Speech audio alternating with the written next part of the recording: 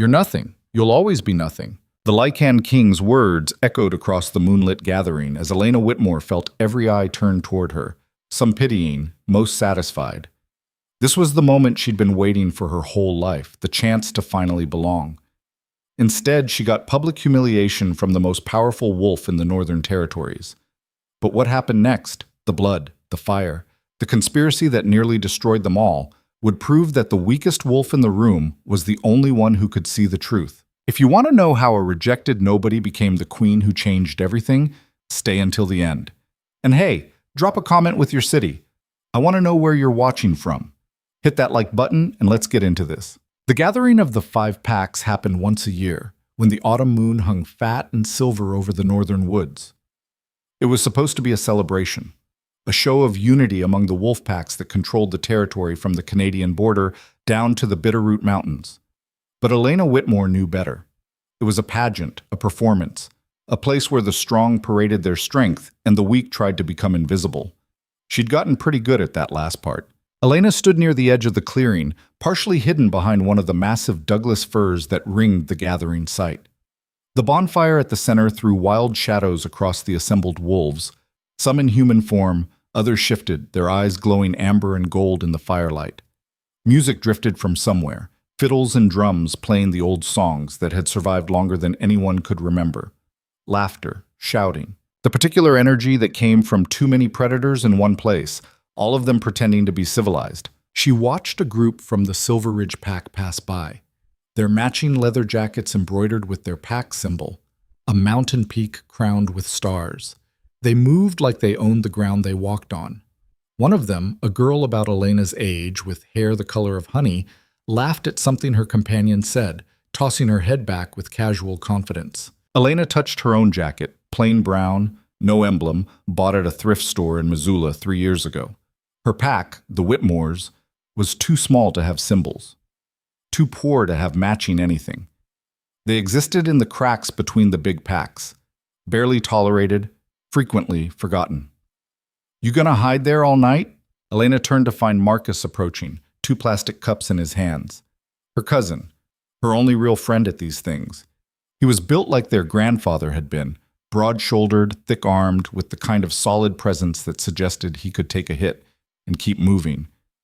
But his eyes were kind. That was rare. I'm not hiding, Elena said, accepting one of the cups. She sniffed it. Cheap beer. I'm observing. Right. Observing. Marcus took a long drink. You know, most people come to these things to actually talk to other wolves, make connections, maybe find a... Don't. I'm just saying Marcus.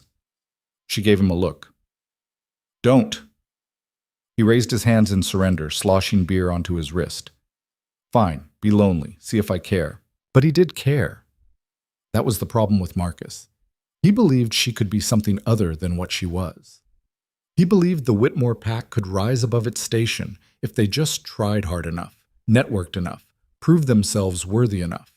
Elena had stopped believing that around age 12 when she'd overheard her own mother call her the runt mistake during an argument with her father. Some things you just knew. Besides, Marcus continued, lowering his voice, you might want to at least pretend to participate tonight. He's here. Elena's stomach dropped. He? Don't play dumb. The king. She'd been trying not to think about that, trying not to scan the crowd for him, but now that Marcus had said it out loud, her eyes betrayed her, searching the gathering until... There. Lucas Volkov stood near the bonfire, surrounded by his inner circle like a general among his captains. He was tall, maybe 6'3", with the kind of build that came from actual fighting, not gym sessions. Dark hair, darker eyes, a face that looked carved from granite and about as warm. He wore black, of course he wore black, and even from this distance, Elena could feel the weight of his presence, the way the space around him seemed charged with something dangerous. The Lycan King. Alpha of the Volkov pack, which controlled everything from the northern border down through Glacier National Park. The strongest wolf in the territories, possibly the strongest wolf anywhere. And according to pack law and about 6 different prophecies, her destined mate. Elena wanted to laugh at the absurdity of it, or maybe throw up, hard to tell. He won't even look at me, she muttered. He's never looked at me. Doesn't mean the bond isn't there, Marcus said quietly. You know what the elders say. The moon chooses. The moon chose wrong. Elena, look at him, Marcus. She gestured with her beer. Really look, and then look at me. You think that man wants anything to do with someone from the Whitmore pack? Someone who can barely shift without getting winded? Someone whose greatest talent is noticing patterns in spreadsheets? Marcus was quiet for a moment. Then, your mind is sharper than anyone's here, including his. Great. I'm sure that'll really matter when he's picking a queen. Before Marcus could respond, a howl cut through the night, long, ceremonial, calling for attention. The music stopped. Conversations died. Everyone turned toward the bonfire, where an old woman in traditional buckskin stood on a raised platform. Grandmother Kess, the eldest, the keeper of rituals. She was ancient, possibly older than the trees themselves, with a face like weathered bark and eyes that missed nothing. The moon rises full, she called out, her voice carrying across the clearing despite her age. The packs gather in peace. Tonight we honor the old ways. Tonight we renew our bonds. Elena knew what came next. She'd sat through this ceremony every year since she was old enough to attend. The ritual acknowledgement of pack alliances, the formal recognition of new wolves who'd come of age, Tonight, Grandmother Kess continued, we witness the choosing. Elena's blood went cold. No, not tonight. It was supposed to be next year or the year after, or never. The choosing happened when the Lichen King decided to take a mate, to bind himself to another wolf for life. It was supposed to be a private thing, a personal thing, not... Lucas Volkov, the old woman said. Step forward. The crowd parted like water. The king moved through the gap with unhurried confidence, his expression unreadable. He climbed onto the platform beside Grandmother Kess, and even she looked small next to him. The moon has spoken, she said, loud enough for everyone to hear. The bond has been revealed. Do you accept her choice? Every wolf in the clearing seemed to hold their breath. Lucas looked out over the assembled packs, his gaze sweeping across hundreds of faces. Elena tried to shrink back behind the tree, but Marcus grabbed her arm. Don't run, he whispered urgently. If it's you, if the bond is real, you can't... It's not me, Elena hissed back. It's never going to be Elena Whitmore. The king's voice cut through the night like a blade. Deep, precise, cold. Everyone turned to look at her. Time did something weird. It stretched and compressed, made everything too fast and too slow at once. Elena felt her legs moving, carrying her forward through the crowd even though she didn't remember telling them to. Faces blurred past, some shocked, some confused, many openly hostile. The Whitmore pack's reject, the weak one. Her? She reached the platform, stopped at the base of it, looked up at the king, who stared down at her with an expression that gave away nothing. Grandmother Kess studied them both, then nodded slowly. The bond is confirmed. The moon's choice is no. The single word from Lucas Volkov's mouth stopped everything. Elena blinked. What? No, he repeated, louder this time. He looked at the old woman. I reject this bond. I reject this mate. The clearing erupted in gasps, whispers, a few shocked laughs. Elena felt the words hit her like physical blows. She'd expected this, known it was coming, but hearing it said out loud in front of everyone was different, worse. You cannot reject the moon's choice, Grandmother Kess said, her voice sharp with disapproval. The bond is sacred. It is a mistake. Lucas's eyes finally met Elena's, and there was nothing in them. No warmth, no recognition, just cold assessment.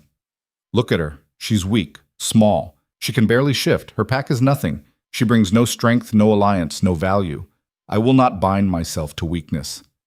Each word was a knife, clean, efficient, devastating. Elena stood there, frozen, as the king of the Northern Territories systematically dismantled her in front of everyone who'd ever doubted her. Part of her wanted to argue, to defend herself, to say something cutting and brilliant that would make him regret this moment. But mostly, she just wanted to disappear, to turn into smoke and drift away on the wind. The law is clear, Grandmother Kess began, but Lucas cut her off. The law is tradition, and traditions can change. I reject this bond. I reject this wolf. He looked away from Elena like she'd already ceased to exist. Someone bring forward Katerina Silverridge. She would make a more appropriate mate. The honey-haired girl Elena had noticed earlier stepped forward, her face carefully composed into an expression of humble surprise. But Elena saw the satisfaction in her eyes, the triumph. Of course, Katerina Silverridge, daughter of the second most powerful pack, beautiful, strong, everything Elena wasn't. That made sense. That fit. Marcus appeared at Elena's side, his hand on her shoulder. "Come on," he said quietly. "Let's go." But Elena couldn't move. She stood there, staring up at the king who'd just rejected her, and something shifted in her chest. Not heartbreak. She hadn't loved him, hadn't even known him. But something else. Something that felt like anger mixed with clarity. She'd spent her whole life being told she was less, being shown her place, accepting it, believing it. But standing here, watching Lucas Volkov turn toward Katerina with something that might have been approval, Elena realized something that should have been obvious all along. She'd never belonged in this world anyway. "You're right," she heard herself say. The king paused, turned back toward her, one eyebrow raised. "What? You're right to reject me." Elena's voice came out steadier than she felt. "I am weak. I am small. My pack is nothing. And I do bring no value, to you anyway, to this world of posturing and violence and who can bite harder." She felt Marcus's hand tighten on her shoulder, trying to stop her, but she was done being stopped. "But here's the thing you don't see, King Volkov. You're all so busy being strong that you've forgotten how to think, how to notice, how to see what's actually happening around you." A few wolves laughed. Someone called out, "Rejected and bitter, classic." But Lucas wasn't laughing. He was watching her with something new in his expression. Not warmth, not respect, but interest. Like she was a puzzle he hadn't expected to encounter. "And what exactly am I not seeing?" he asked, his voice dangerously quiet. Elena opened her mouth to respond, though she had no idea what she was going to say, what patterns she could possibly point out at a ceremonial gathering, when the first scream cut through the night, then the second, then chaos, erupts. They came from the tree line like shadows given teeth, dozens of them, maybe more. Rogues, but not the usual kind. These moved with purpose, coordination, spreading through the clearing in organized waves. The attack was so sudden, so precise, that for a crucial few seconds, nobody reacted. Then the shock broke, and the gathering erupted into violence. Elena stumbled backward as a massive wolf, corrupted, its eyes glowing red instead of gold, lunged past her, heading straight for the platform, straight for the king. She saw Lucas shift mid-turn, his human form exploding into something massive and black and terrifying, all teeth and muscle and rage. Around her, the clearing had become a battlefield. Pack wolves shifted and fought, trying to protect their families, their young. But the rogues kept coming, pouring from the woods in numbers that didn't make sense. Rogues didn't organize, didn't coordinate, didn't... Wait. Elena pressed herself against a tree, watching the chaos unfold, and even through her fear she noticed it. The pattern. The rogues weren't attacking randomly, they were creating corridors, pushing the pack wolves into specific defensive positions, hurting them. And the majority of the rogues, the biggest and most dangerous ones, they were all moving in one direction, toward the king. "This isn't random," Elena breathed. "This is an assassination." Nobody heard her. Marcus had shifted, was fighting off two rogues near the bonfire. Grandmother Kess was being protected by a circle of elder wolves. Katerina Silverridge had vanished into the crowd, probably being evacuated by her pack's guards. And Lucas Volkov, the Lycan king, was surrounded. He was holding his own, of course he was, tearing through rogues with brutal efficiency. But there were too many. And they kept coming, wave after wave, wearing him down. Elena watched as he took down 3 rogues, only to be struck from behind by a 4th. He recovered, pivoted, but he was bleeding now, slowing down. They were going to kill him. Nobody else saw it. They were all too busy fighting their own battles, too focused on the immediate threats in front of them. But Elena saw the larger pattern, the way the attack was structured, the endgame playing out in violent geometry. She should run, get to safety, let the strong wolves handle this. That was her place, right? The weak one, the rejected one, the one who brought no value. But if she ran, the king would die. And if the king died, the power vacuum would tear the packs apart. War would come. The kind of war that would consume everyone, including the Whitmores, including Marcus, including every wolf who was currently fighting for their life. Elena looked down at herself. Human form, no combat training, barely able to shift on a good day. Then she looked at the king, wounded and surrounded, maybe 30 seconds from death. The smart choice was obvious. She ran toward the fight anyway. "Elena, no!" Marcus's voice, distant, horrified. She ignored him, dodged a rogue that lunged for her, felt claws rake across her shoulder but didn't stop, grabbed a fallen branch, thick as her forearm, still burning on one end from the bonfire. Not much of a weapon. Enough. She could see it now. The pattern within the pattern. 3 rogues circling the king, waiting for the right moment. And there, the one on the left, the largest one, muscles bunched, ready to strike at Lucas's exposed flank while he dealt with the other 2. That was the kill shot. Elena didn't think, didn't plan, just moved. She threw herself forward, swinging the burning branch with everything she had, catching the lunging rogue across the snout.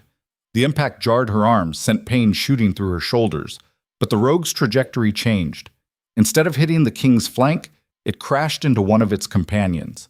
Lucas spun, saw the opening, and his massive jaws closed around the 3rd rogue's throat. Tore. Released. Then he looked at Elena. For a moment, they just stared at each other. A human girl with a stick and a wolf the size of a small horse, both splattered in blood that wasn't entirely theirs. Another rogue charged. This time, Lucas was ready, positioned correctly, and he took it down in seconds. But more were coming. Always more. "They're hunting you," Elena gasped out, not sure if the wolf could understand her in this form, but needing to say it anyway. "This whole attack, it's organized, coordinated. They want you dead specifically." The king's dark eyes fixed on her, and she saw something shift in them. Recognition, maybe. Or calculation. Then a rogue slammed into Elena from the side, and she went down hard. Her head cracked against stone. Stars exploded across her vision. She felt teeth at her throat. The weight vanished. She looked up to see Lucas standing over her, the rogue that had attacked her lying motionless a few feet away. The king had shifted back to human form, bleeding from a dozen wounds, his eyes blazing with something that might have been rage. "Stay down," he commanded. Then he was moving again, a blur of violence, and Elena did stay down because her head was spinning and something warm was running down her neck. Blood. Hers. Everything felt distant and wrong. She watched the battle continue from ground level, her vision narrowing to a tunnel. Saw pack wolves starting to gain the upper hand. Saw rogues beginning to retreat. Saw Lucas Volkov, the king who'd rejected her, fighting like something ancient and unstoppable. Saw the moment the tide turned. The rogues fled back into the forest as quickly as they'd come. The clearing fell silent except for the groans of the wounded and the crackling of the bonfire. Elena tried to sit up. The world tilted. Strong hands caught her. Marcus shifted back to human, his face pale with worry. "You absolute idiot," he said, but his voice cracked. "You could have died." "Probably should have," Elena managed. "Would have been more on brand. Don't joke. That wound on your neck will heal." She hoped. She wasn't actually sure. She'd never been injured this badly before. Movement in her peripheral vision. She turned her head, too fast, everything spun, and found Lucas Volkov standing a few feet away, watching her with an expression she couldn't read. He was human-shaped again. Someone had thrown a jacket over his shoulders, and he was bleeding from at least 7 different wounds that she could see. But he stood like he was made of iron, like pain was something that happened to other people. "You saved my life," he said. Not grateful, not warm, just stating a fact. Elena laughed, which hurt her throat and started a coughing fit. When she could breathe again, she said, "Don't sound so surprised. Even the weak get lucky sometimes." That wasn't luck. He took a step closer. "You saw the pattern, the coordination. You understood what was happening when everyone else was fighting blind." She shrugged, which was a mistake because it sent fresh waves of pain through her shoulder. "I noticed things. Not very useful in a fight, though, as you can see." She gestured vaguely at her bleeding self. The king studied her for a long moment. Then he said, "You're coming with me." Elena blinked. What? To the capital, to Volkov territory. You saw something tonight that no one else did. That means either you're dangerously perceptive or you were part of planning this attack. His eyes narrowed. I need to determine which. I didn't. You can argue or you can comply. Either way, you're coming. Marcus stepped forward, protective. She needs medical attention. She needs to rest. You can't just, I'm the Lycon king. Lucas's voice went cold. I can do exactly what I want, especially with wolves who throw themselves into battles they have no business fighting. He looked back at Elena. You have 5 minutes to say goodbye to your pack. Then we leave. He turned and walked away, already issuing orders to his wolves, organizing the evacuation of the wounded, securing the perimeter. Elena sat there, bleeding and dizzy, trying to process what had just happened. She'd been publicly rejected. Then she'd saved the king's life. Then she'd been basically arrested. Well, she said to Marcus, at least I'm not invisible anymore. Her cousin didn't laugh. He just held her hand and looked worried, which was fair, because Elena was pretty worried too. The journey to Volkov territory took 3 days. Elena spent most of it in the back of a truck with 4 of the king's guards, all of whom treated her like she was either a suspect or a curiosity, possibly both. Her wounds were healing, slowly, which was embarrassing, but healing. Someone had stitched up her neck and bandaged her shoulder. Someone else had given her clean clothes. Nobody spoke to her much, except to tell her when it was time to eat or rest. She watched the landscape change through the truck's window.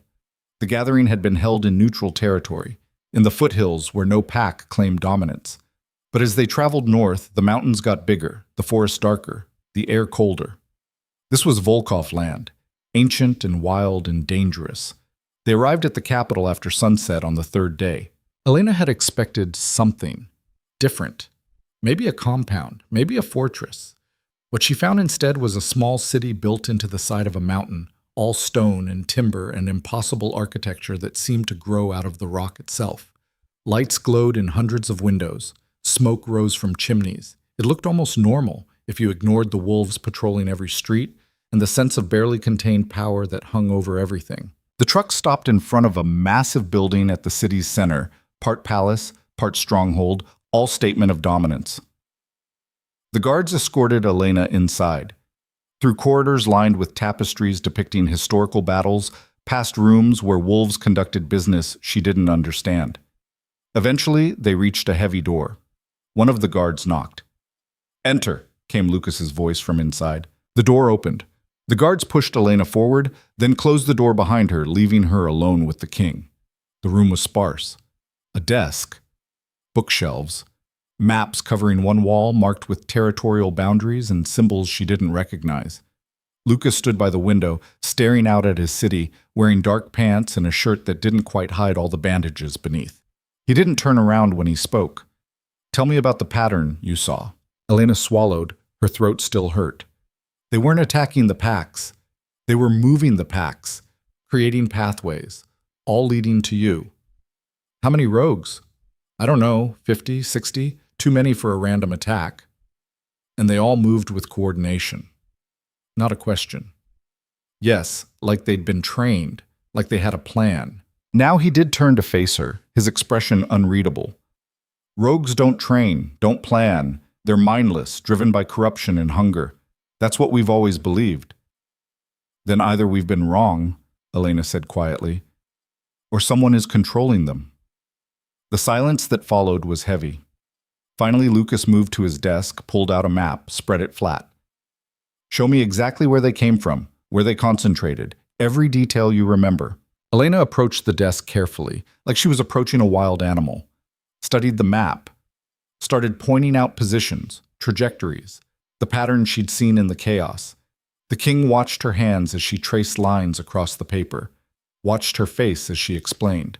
And slowly, very slowly, his expression shifted from suspicion to something else. You really do see it, he said softly. The patterns, the connections. It's not that special, just the way my brain works. It's special enough that you spotted an assassination attempt when my own trained warriors didn't. He leaned back against the desk, studying her. Why did you interfere? I just rejected you in front of everyone, humiliated you. You had every reason to let me die. Elena met his eyes. Because my petty hurt feelings aren't worth a war. And that's what would have happened if you died. The packs would have torn each other apart fighting for power. So you risked your life for political stability. I risked my life because it was the right thing to do, because I could see what was coming and nobody else could.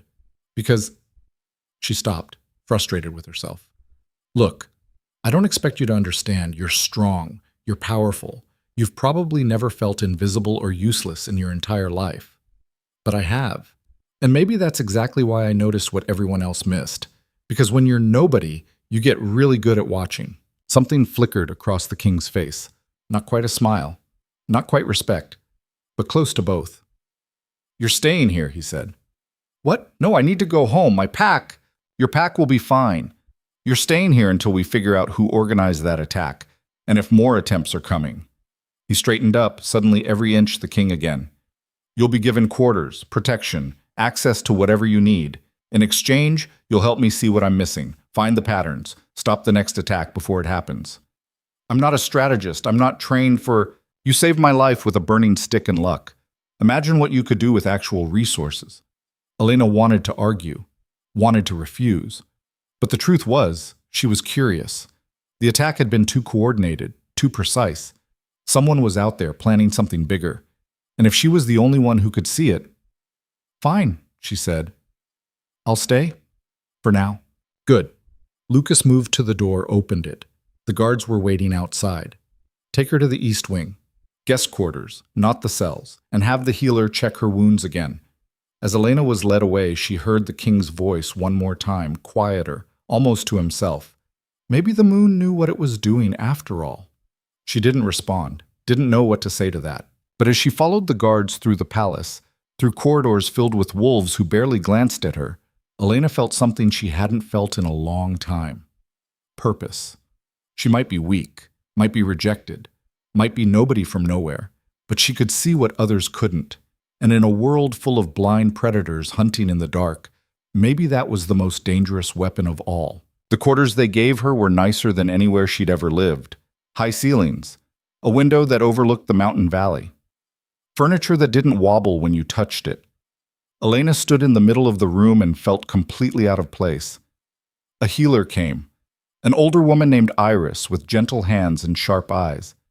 She examined Elena's wounds, tisked at the stitching someone had done on the road, and redid the whole thing without asking permission. You heal slow, Iris observed, wrapping fresh bandages around Elena's shoulder.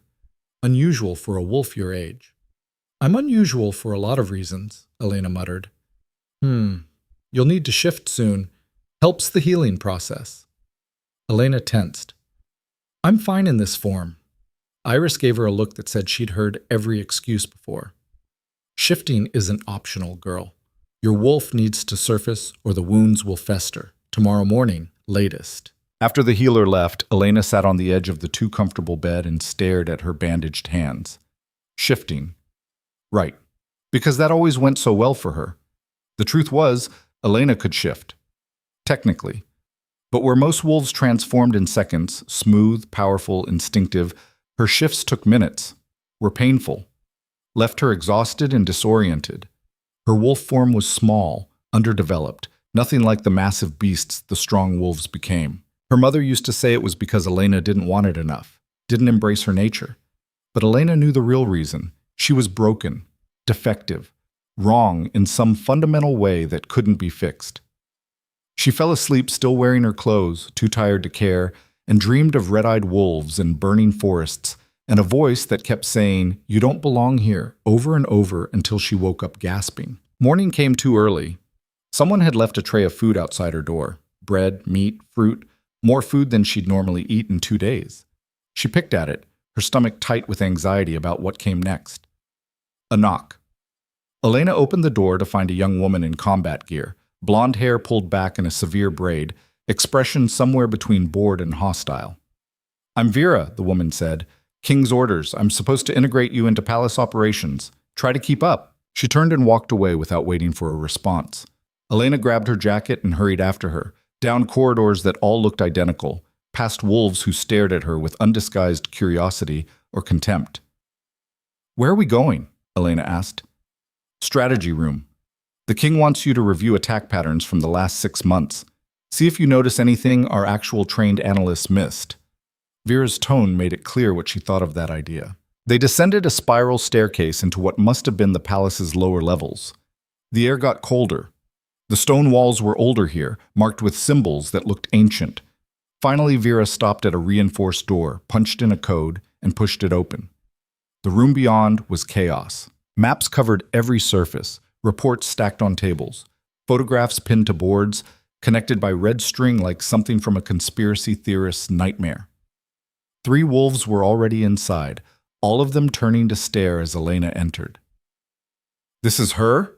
one of them asked, a massive man with a scar bisecting his left eyebrow. "The Whitmore runt?" "Show some respect," Vera said, though her heart clearly wasn't in it. "King's orders. She's working the pattern analysis." "Pattern analysis," the scarred man repeated, then laughed. "Short. Harsh. We've had actual intelligence officers working this for months. But sure, let's bring in the rejected mate. That'll solve everything." Elena felt her face heat, but forced herself to stay calm. "I didn't ask to be here." "No, you just threw yourself at the king during a battle and got lucky. Now you're what? Playing spy? Playing strategist?" He stepped closer, using his size to intimidate. "This is Volkov territory, girl. We don't need outsiders telling us how to protect our own." "Dmitri!" The voice came from the doorway, sharp with authority. Everyone turned. Lucas stood there, still bandaged, but moving like the wounds meant nothing, his eyes fixed on Dmitri with cold precision. "You have an issue with my orders?" Dmitri straightened immediately. "No, sir. I just—" "Then stop wasting time and brief her, all of you." Lucas looked at Elena. "You have access to everything in this room, every report, every analysis, every piece of intelligence we've gathered on rogue activity. I want your assessment by tomorrow morning." "Tomorrow?" Elena blinked.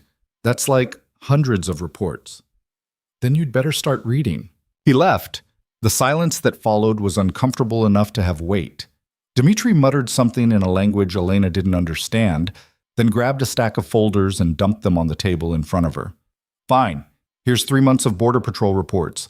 Eastern Sector. Have fun." The other 2 analysts, a woman named Kira with intelligent eyes, and a younger man called Joseph, who looked barely 20, exchanged glances but didn't argue. They went back to their own work, occasionally shooting curious looks at Elena. She sat down and opened the first folder. An hour later, her head hurt. The reports were dense, technical, written in military shorthand she had to puzzle through. But she kept reading, kept making notes, started to see small things that didn't quite fit. "You actually reading those?" Joseph asked during a break. He'd brought coffee, handed Elena a cup without asking if she wanted it. "Or just pretending?" "Reading them." Elena accepted the coffee gratefully. The Eastern Border Patrol logged 17 rogue sightings in March. All different locations, different times, marked as random encounters. That's what they were. Except 3 of them happened within a mile of each other, on the same lunar phase. And 2 more were exactly 14 days later, same area. She pulled out a map, started marking positions. "That's not random, that's scouting." Joseph leaned closer, studying her marks. "Huh, didn't catch that." "Because you were looking at each incident individually. I'm looking at all of them together." She tapped the map. "See? They were mapping patrol routes, learning your patterns. So what does that mean?" "It means someone's been planning this for months. The attack at the gathering wasn't spontaneous. It was the culmination of a long-term strategy." Elena felt her pulse quicken. "Do you have reports from the other sectors? North, west, south?" "Yeah, but—" "Get them, please." Joseph hesitated, glanced at Dmitri, who was deliberately ignoring them. Then he shrugged and went to grab more files. Elena spent the next 6 hours buried in reports. She forgot to eat, forgot to drink the coffee that went cold beside her.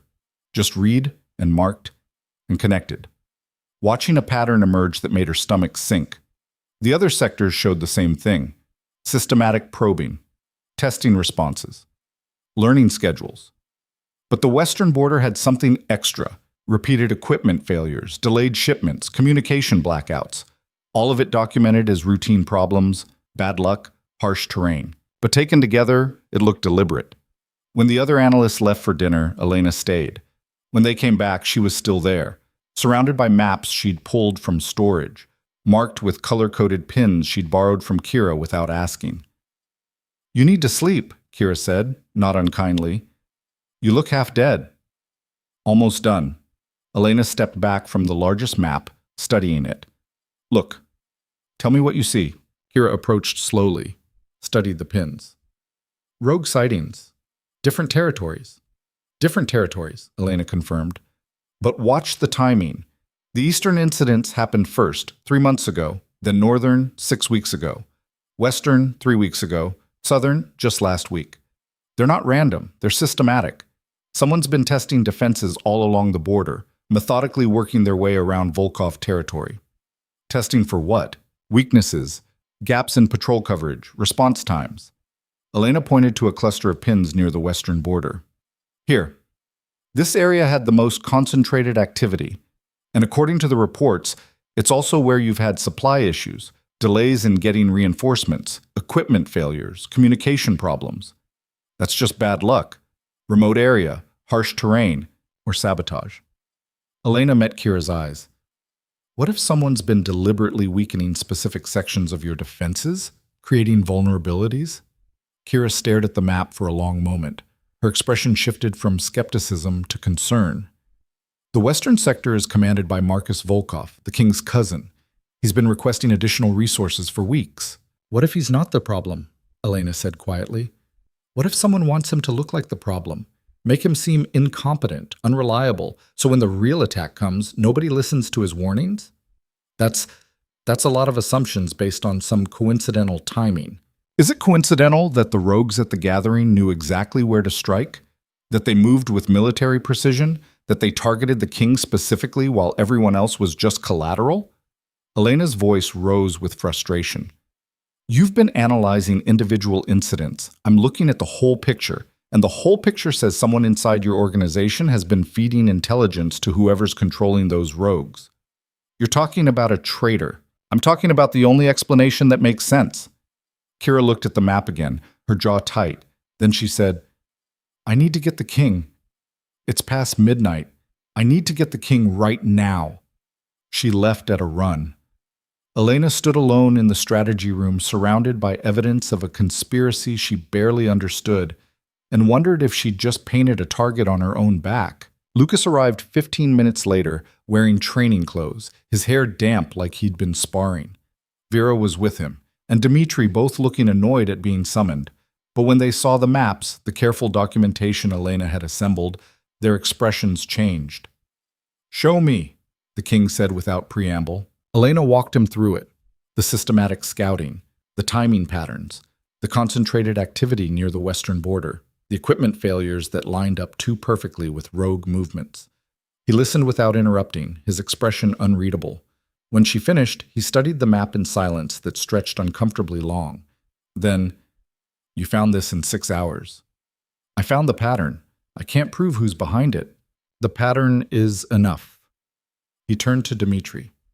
"How long have we been tracking these incidents?" 4 months, sir, maybe 5. "And nobody saw this?" It wasn't a question. Dmitri's face darkened, but he said nothing. Lucas looked back at Elena. "You're suggesting someone high-ranking, someone with access to supply chains, communication systems, patrol schedules, someone trusted enough that their sabotage looks like incompetence." "Or someone deliberately making another person look incompetent," Elena said. "Framing them, building a case against them so when the accusations come, there's already a pattern of failure. My cousin Marcus might be innocent, might be the patsy, or might actually be the traitor. I can't tell from reports alone." She hesitated. "But whoever it is, they know you're vulnerable right now. The gathering attack failed. They'll try again, soon."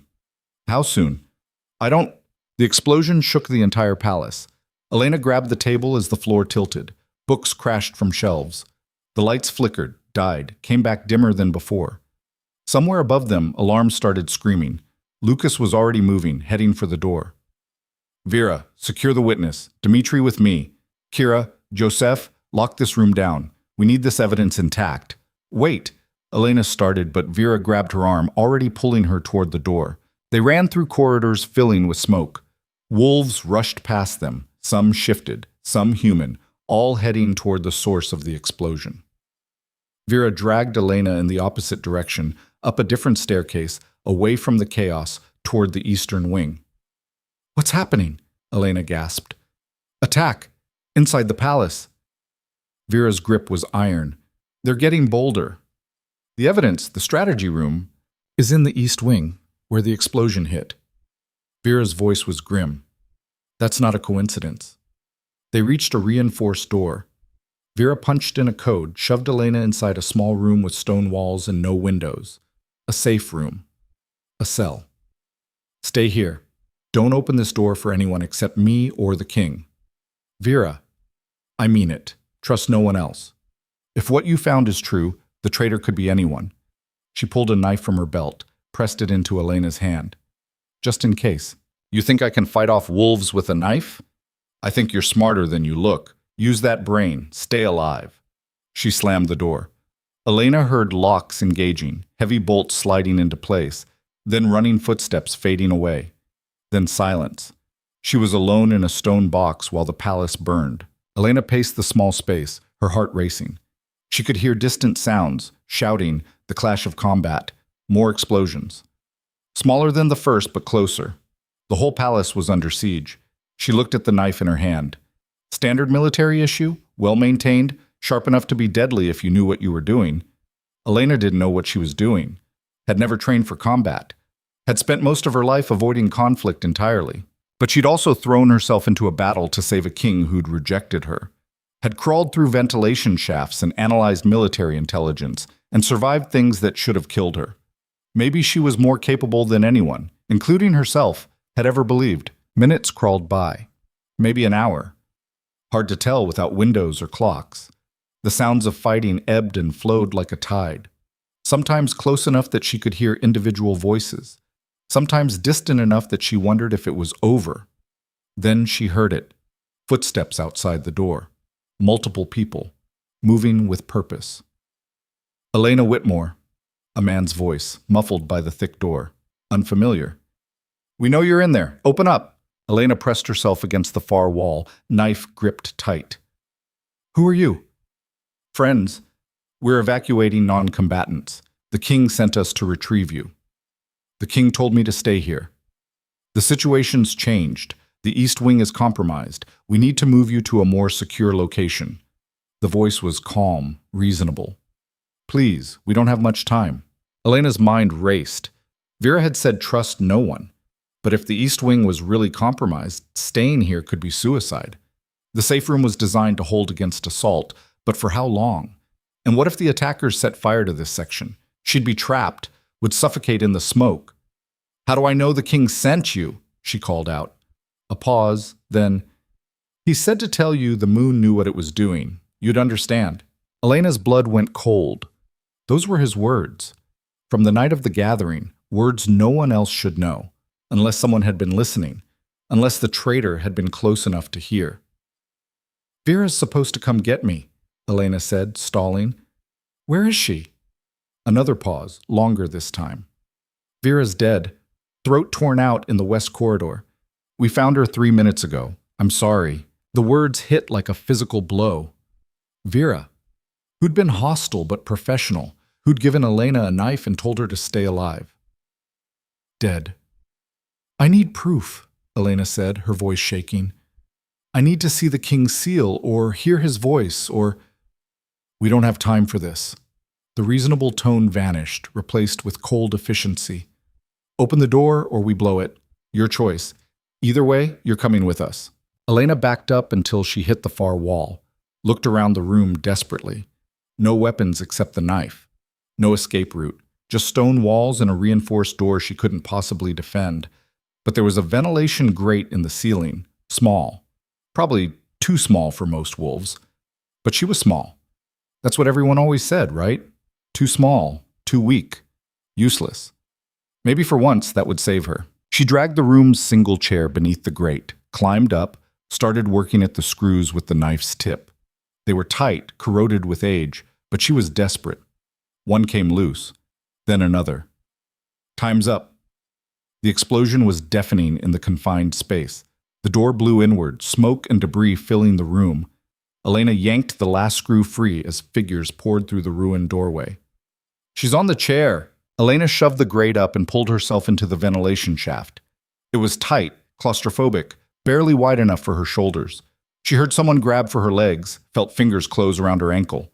She kicked hard, felt her boot connect with something that made a satisfying crunch. The grip released.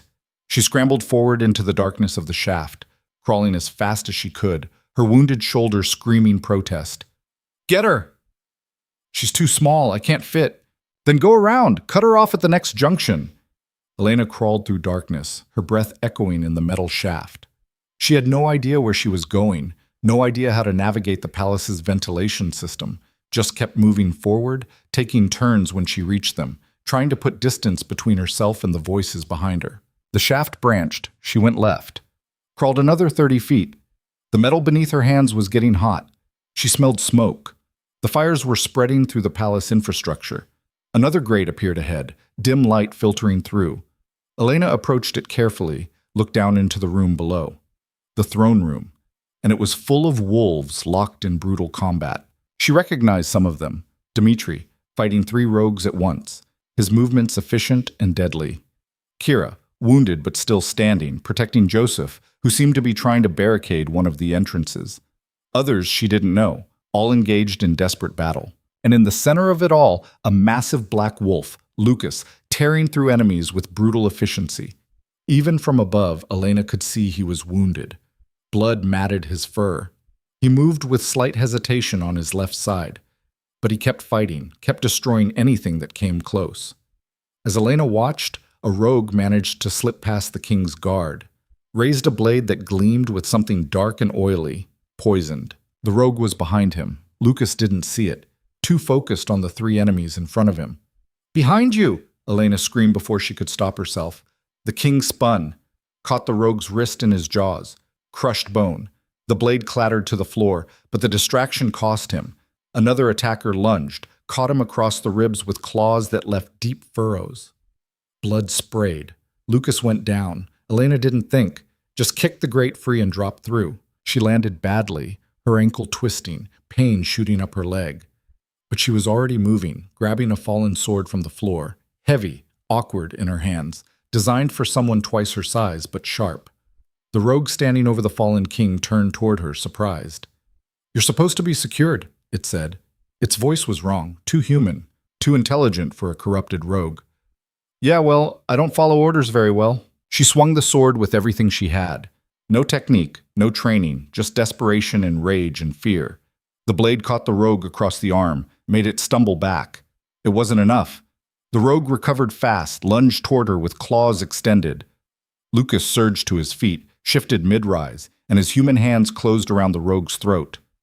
The crack of breaking bone echoed through the throne room. The body dropped. Then the king was looking at Elena, his eyes dark with something that might have been fury or fear or both. "What are you doing here?" "Saving your life. Again. You're welcome." "I told Vera to keep you secured.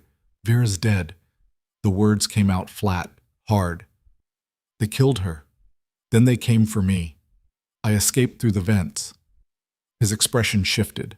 Grief flashed across his face, quickly suppressed. "How many?" "I don't know, 4 or 5. They knew where I was. Knew the safe room code. Knew." She stopped. "They knew what you said to me at the gathering, about the moon knowing what it was doing. Words no one else should have heard." Lucas's jaw tightened, but before he could respond, another wave of rogues poured through the throne room's main entrance. Too many. Even Elena could see they were being overwhelmed. "We need to fall back," Dmitri shouted from across the room, taking down 2 rogues but bleeding from a dozen wounds. "Regroup at the North Tower." "No." Lucas's voice cut through the chaos. "We hold here. If they take the throne room, they take the palace. We don't have the numbers." Elena looked around the room, her mind racing past the fear. The attackers were organized, moving in coordinated groups, just like at the gathering. But they were all flowing through 2 main entrances, the primary doors and a side corridor. The rest of the throne room's walls were solid stone. If those entrances could be blocked, she looked up. The throne room had massive decorative columns flanking each entrance. Carved from single pieces of stone, they reached from floor to ceiling. Beautiful, impressive, but she'd seen the palace blueprints during her hours in the strategy room. Those columns weren't load-bearing, they were just for show. The support columns, she said. Dmitri, can you bring down those support columns? The big man stared at her like she'd lost her mind. What? The ones flanking the entrances, they're decorative, not structural. If you collapse them, they'll block the doorways, trap the rogues already inside, and stop reinforcements from entering. That's insane. We'll trap ourselves too. Better to fight 20 than 200. Elena met his eyes. And we can dig ourselves out later. They can't. Dmitri looked at Lucas. The king was watching Elena with an expression she couldn't read. Then he nodded once. Do it. But sir, now, Dmitri. The big man growled something that was probably a curse, then charged toward the nearest column. His shifted form was massive, all muscle and fury and scars from 100 battles. He hit the column with everything he had. Stone cracked, but didn't fall. Kira saw what he was doing, abandoned her position, and joined him. Together they struck again. The column shuddered, tilted, and collapsed in a crash of stone and dust that filled half the room and shook the floor beneath their feet. The rogues by that entrance scattered, but several weren't fast enough. The debris buried them, their screams cut short. Other side, Lucas commanded, and his wolves moved as one, converging on the second column with the desperate strength of those who know they're already dead if this doesn't work. The second column fell even harder than the first, completely sealing the entrance. The throne room was now a tomb. 23 wolves, Elena counted fast, trapped inside with maybe 28 rogues. Bad odds, but better than impossible. The fighting resumed, closer now, more desperate. No room to maneuver, no escape routes, just brutal close-quarters combat where size and strength mattered more than strategy. Elena stayed near the king, the sword heavy in her hands. She wasn't a fighter, couldn't really help. But when a rogue got past Lucas's guard, she was there, clumsy, ineffective, more distraction than threat, but enough that the king could recover, could strike the killing blow. They fought like that for what felt like hours, probably only minutes. Elena's arms burned, her wounded shoulder reopened, blood soaking through her bandages and down her arm. But she didn't stop, couldn't stop, and slowly, impossibly, the tide turned. The rogues weren't infinite. When the last one fell, throat torn out by Joseph, who'd somehow survived despite looking like he should have died 10 times over, the throne room went quiet except for heavy breathing and the crackle of distant fires still burning elsewhere in the palace. Elena dropped the sword. Her hands were shaking so hard she could barely grip it anyway. She looked around at the carnage. Bodies everywhere. Blood pooling on marble floors that had probably been beautiful once. Smoke drifting through the ruined columns. 16 wolves still standing, 7 dead or dying. The math was brutal. They knew, Elena said quietly, her voice hoarse. The layout, the defenses, where you'd be. When reinforcements would be delayed. She looked at Lucas. Someone told them everything. The king nodded slowly, his face grim. Blood dripped from wounds across his chest, his arms, his back, but he stood like he couldn't feel it. The traitor is here, in the palace. Someone I trust. Or trusted, Dmitri muttered, wiping blood from a gash across his forehead. Lucas's eyes swept the room, cataloging his surviving wolves, assessing who was wounded, who could still fight, who might be the snake hidden among them. Then his gaze fixed on Elena, and she saw something new there. Not warmth, not quite trust, but recognition. Respect, maybe. You destroyed the evidence, he said. The maps, the reports. The strategy room was in the east wing, where the first explosion hit. Elena's stomach dropped. All that work, all those patterns she'd carefully documented, gone. Everything I found, it's in here. He tapped her forehead with one blood-covered finger. You remember it, don't you? All of it. She did. Every report she'd read, every position she'd marked, every connection she'd made. Her mind had always worked that way, retaining patterns, holding information in strange, detailed webs that most people couldn't understand. It had made her weird as a child, made her teachers uncomfortable, made her mother call her obsessive and strange. Now it might be the only thing keeping them alive. Yes, she admitted, But that doesn't help if I can't prove. It helps, Lucas said firmly, if you can rebuild it, recreate the analysis. Show me who the traitor is before they can finish what they started tonight. That could take days. And whoever it is will know I'm trying. They already tried to capture me once. Then you stay close to me, at all times. His voice dropped lower, became something that wasn't quite a command and wasn't quite a request. You sleep where I sleep, eat where I eat, go where I go. I'll assign my personal guard to you. The wolves I know, absolutely know, are loyal. Your court will never accept it. I'm the rejected mate, the outsider, the wolf who saved my life twice in 1 week, the wolf who sees what no one else can see, the wolf who just helped us survive an impossible fight with nothing but a stolen sword and desperation. He held out his hand. Formal, official, commanding. Help me destroy my enemies, please. Elena stared at his outstretched hand, blood-covered, steady despite the wounds, the hand of a king asking for help from the weakest wolf in the room. She looked around at the wolves watching them, some suspicious, some curious, Dmitri openly hostile, Kira thoughtful, Joseph too exhausted to have an expression at all. Thought about her small room back with the Whitmores, her invisible life, her safe, meaningless existence where nobody expected anything from her because nobody believed she could do anything worth expecting. She took his hand. She took, "Fine," she said. "But when this is over, when we find your traitor and stop whatever's coming, I'm gone. Back to my pack. Back to being nobody. Deal?" Something flickered in the king's eyes. Amusement, maybe. Or challenge. Or something else entirely that made her pulse quicken in a way that had nothing to do with fear. "Deal," he said. He pulled her closer, and for a moment they stood there in the ruined throne room, surrounded by death and smoke, and the wreckage of a battle they'd barely survived. Two wolves who'd rejected each other, now bound by necessity and desperation, and something neither of them wanted to name. Elena felt the bond stir, the mate connection she'd been trying to ignore since the gathering. Not love, not yet, but something. Recognition.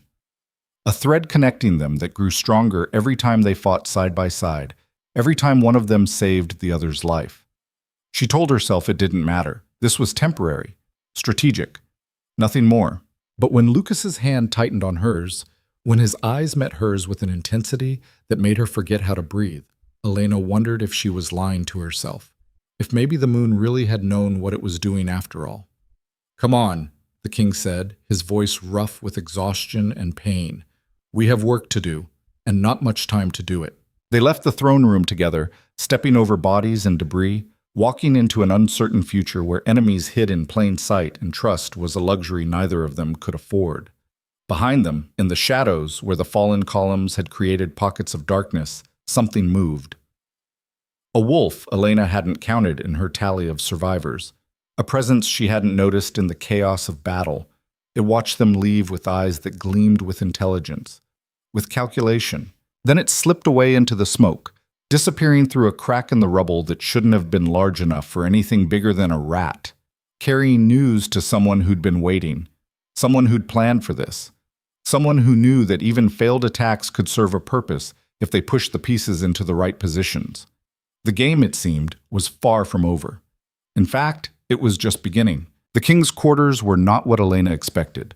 No throne, no gold, just a Spartan room with maps covering one wall, a desk buried under reports, and a single window overlooking the northern mountains. Practical. Functional. Almost disappointing. "You'll sleep there," Lucas said, gesturing to a smaller adjoining room visible through an open doorway. "My personal guard rotates every 4 hours. No one enters without my direct authorization." Elena looked at the narrow bed, the simple furniture. "This feels excessive. 2 attacks in 1 week, both targeting me specifically, and now they've tried to take you." He moved to the desk, started sorting through papers with bloody hands like he didn't notice the wounds still seeping. "Excessive would be locking you in the vault. This is practical. You need a healer. I need information more." He pulled out a blank map, spread it across the desk. "Rebuild your analysis, everything you remember. Start now. You're bleeding. I've bled before. I'll bleed again." His voice was flat, dismissive. "This matters more. Elena stared at him, at the king who'd rejected her, who was now demanding she work while he slowly bled out from a dozen wounds. Part of her wanted to argue, part of her wanted to walk out. But the larger part, the part that had seen the pattern, that understood what was coming, knew he was right. Time was the enemy now. She sat at the desk, started marking the map from memory. Eastern border, 17 incidents, specific dates and locations. Northern border, 23 sightings, different pattern, but same methodology. Western border with its convenient equipment failures. Lucas watched over her shoulder, occasionally asking questions, clarifying details. His presence was distracting, too close, too intense, too everything. But Elena forced herself to focus, to rebuild what she'd found. An hour passed. Then 2. Finally, Elena leaned back, her head pounding. There. That's everything I documented before the explosion. The king studied the map in silence. Then he said, You're missing something. What? The palace attack. Where did they enter?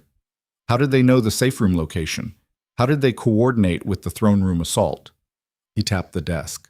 Add it. Make it part of the pattern. Elena hesitated. I wasn't tracking palace security. I don't know. Then learn. I'll get you the incident reports from tonight. Guard positions, breach points, casualty locations, everything. He moved to the door, opened it.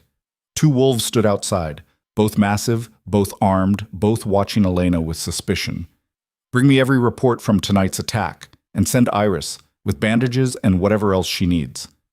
One of the guards left immediately. The other stayed, his eyes never leaving Elena. Lucas closed the door, turned back to her. You have 30 minutes until the reports arrive. Rest. Eat something. You look like death. So do you. Something that might have been a smile flickered across his face. Fair point. He sat in the chair across from her, and for the first time, Elena saw the exhaustion beneath the authority. The way his shoulders sagged slightly. The tightness around his eyes. He'd been fighting for hours, had nearly died multiple times, and was still pushing forward on will alone. Why are you doing this? She asked quietly. Fighting for my kingdom? That's literally my job. No. Why are you trusting me? I'm nobody. I'm from a pack you barely acknowledge exists. 2 weeks ago, you rejected me in front of everyone. Now you're sharing intelligence, giving me access to your personal quarters, asking me to help root out a conspiracy. She met his eyes. Why? Lucas was silent for a long moment. Then, because you see things I don't. And because you saved my life when you had every reason to let me die, that means something. It means I'm an idiot with poor survival instincts. It means you're loyal, even to people who've wronged you, even when it cost you. He leaned forward, his gaze intense. Do you know how rare that is? Real loyalty? The kind that isn't bought or coerced or based on what you can get in return? I'm not loyal to you. I'm loyal to not having a war tear apart the territories and kill everyone I know. Same result. He stood, moved to the window. My father used to say the strongest wolf isn't always the one who wins fights. It's the one who knows which fights to pick and which allies to trust. He glanced back at her. You're smarter than half my council, braver than most of my warriors, and you notice things that everyone else misses. So yes, I'm trusting you. Because I don't have better options. And because maybe... He stopped. Because maybe what? Because maybe the moon knew what it was doing after all. Before Elena could respond, Iris arrived with a medical kit that looked like it could supply a field hospital. She took one look at Lucas and made a disapproving sound. Sit, she commanded. Not asked. Commanded. The king sat. Elena watched as Iris cleaned and stitched wounds with efficient brutality. Lucas didn't flinch, didn't make a sound, just stared at the maps on the wall while the healer worked. You too, Iris said, gesturing at Elena. Those bandages need changing. The next 20 minutes were uncomfortable. Iris redressed Elena's shoulder, tisked at the reopened wound, applied something that burned like fire and probably was. Then she forced both of them to drink something herbal that tasted like liquid dirt. For the pain and infection, she said. Don't argue. They didn't argue. The reports arrived as Iris was packing up. Thick folders, hastily compiled, still smelling like smoke. The guard who delivered them looked exhausted, his uniform torn and blood-stained. Casualty count? Lucas asked. 17 dead, 23 wounded. Could have been worse. The guard's eyes flicked to Elena. The throne room strategy saved us. After he left, Elena opened the first folder, started reading, started adding to her map with a different colored marker, red for tonight's attack, black for the previous incidents, and slowly a new pattern emerged. The explosions, she said, her voice tight. They weren't just meant to cause damage. Look at the locations. East Wing strategy room destroys the evidence I'd compiled. West Corridor, where Vera was killed, which also happens to be the fastest route between my safe room and the throne room. North Tower Armory takes out your weapons stockpile right when you need it most. Coordinated sabotage. More than that, tactical, surgical. Whoever planned this knew exactly what to hit to maximize damage and minimize your ability to respond. She marked more positions. And the rogues in the throne room, they weren't trying to kill you. Lucas looked up sharply. I had a poisoned blade inches from my spine. They were definitely trying to kill me. No, think about it. You're the strongest wolf in the territories. They could have sent 50 rogues just after you, overwhelmed you with numbers. Instead, they sent maybe 30 and spread them throughout the palace. Why? Because they were targeting multiple objectives, or because they were creating chaos, forcing you to split your forces, making you vulnerable. Elena's hands moved faster now, connecting dots, seeing the larger picture. The attack on you was the distraction. The real objective was something else. What? I don't know yet. But, she stopped, staring at the map, at a pattern she'd almost missed. The safe room they tried to breach.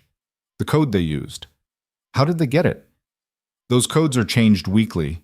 Only senior staff have access. Who changed it this week? Lucas's expression darkened. Marcus, my cousin, Western Sector Commander. The one who's been reporting equipment failures. The one I've known since we were children, who I trust with my life. But his voice had doubt in it now. Uncertainty. Elena pulled out the Western border reports, spread them next to the palace attack analysis, looked for connections. Found them. What if he's not the traitor? What if he's being framed? Look, every equipment failure in the Western sector was reported by him, but the actual requisitions were processed by someone else, someone in supply chain management. Who? She searched through the reports, found a signature that appeared over and over. Alexander Petrov, Senior Logistics Officer.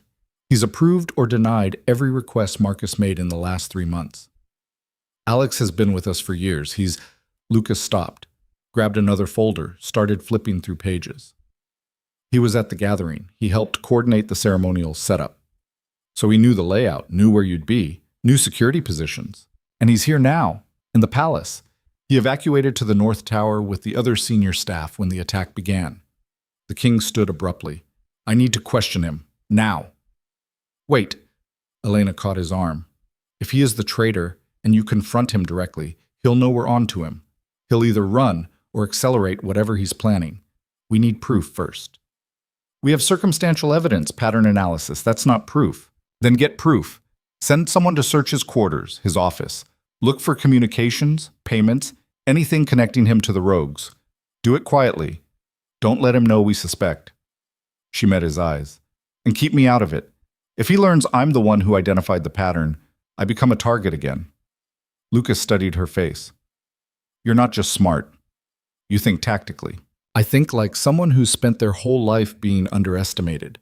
You learn to be careful when nobody expects you to be dangerous. He smiled then.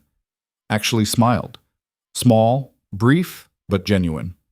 You're more dangerous than most of my warriors. You just use different weapons.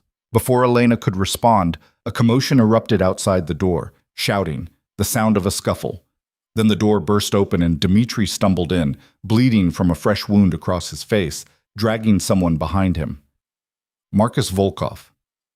The king's cousin was unconscious, his hands bound, his face battered. Dmitri threw him onto the floor with no ceremony. Found him trying to escape through the northern pass, Dmitri said, breathing hard. Had a bag full of gold and supplies, enough for a month on the run. Lucas stared at his cousin's unconscious form. You're certain he was running? He attacked the checkpoint guards when they tried to stop him for questioning, killed one of them. Dimitri's voice was hard. Looks pretty guilty to me. Elena's stomach sank. This didn't fit. Marcus running made him look guilty, but it didn't match the pattern. The traitor she'd identified was methodical, careful, patient. Running now, when the palace was still in chaos, when he could have easily hidden among the survivors and continued playing his role, that was panic. Desperation. Something's wrong, she said quietly. You think? Dimitri glared at her.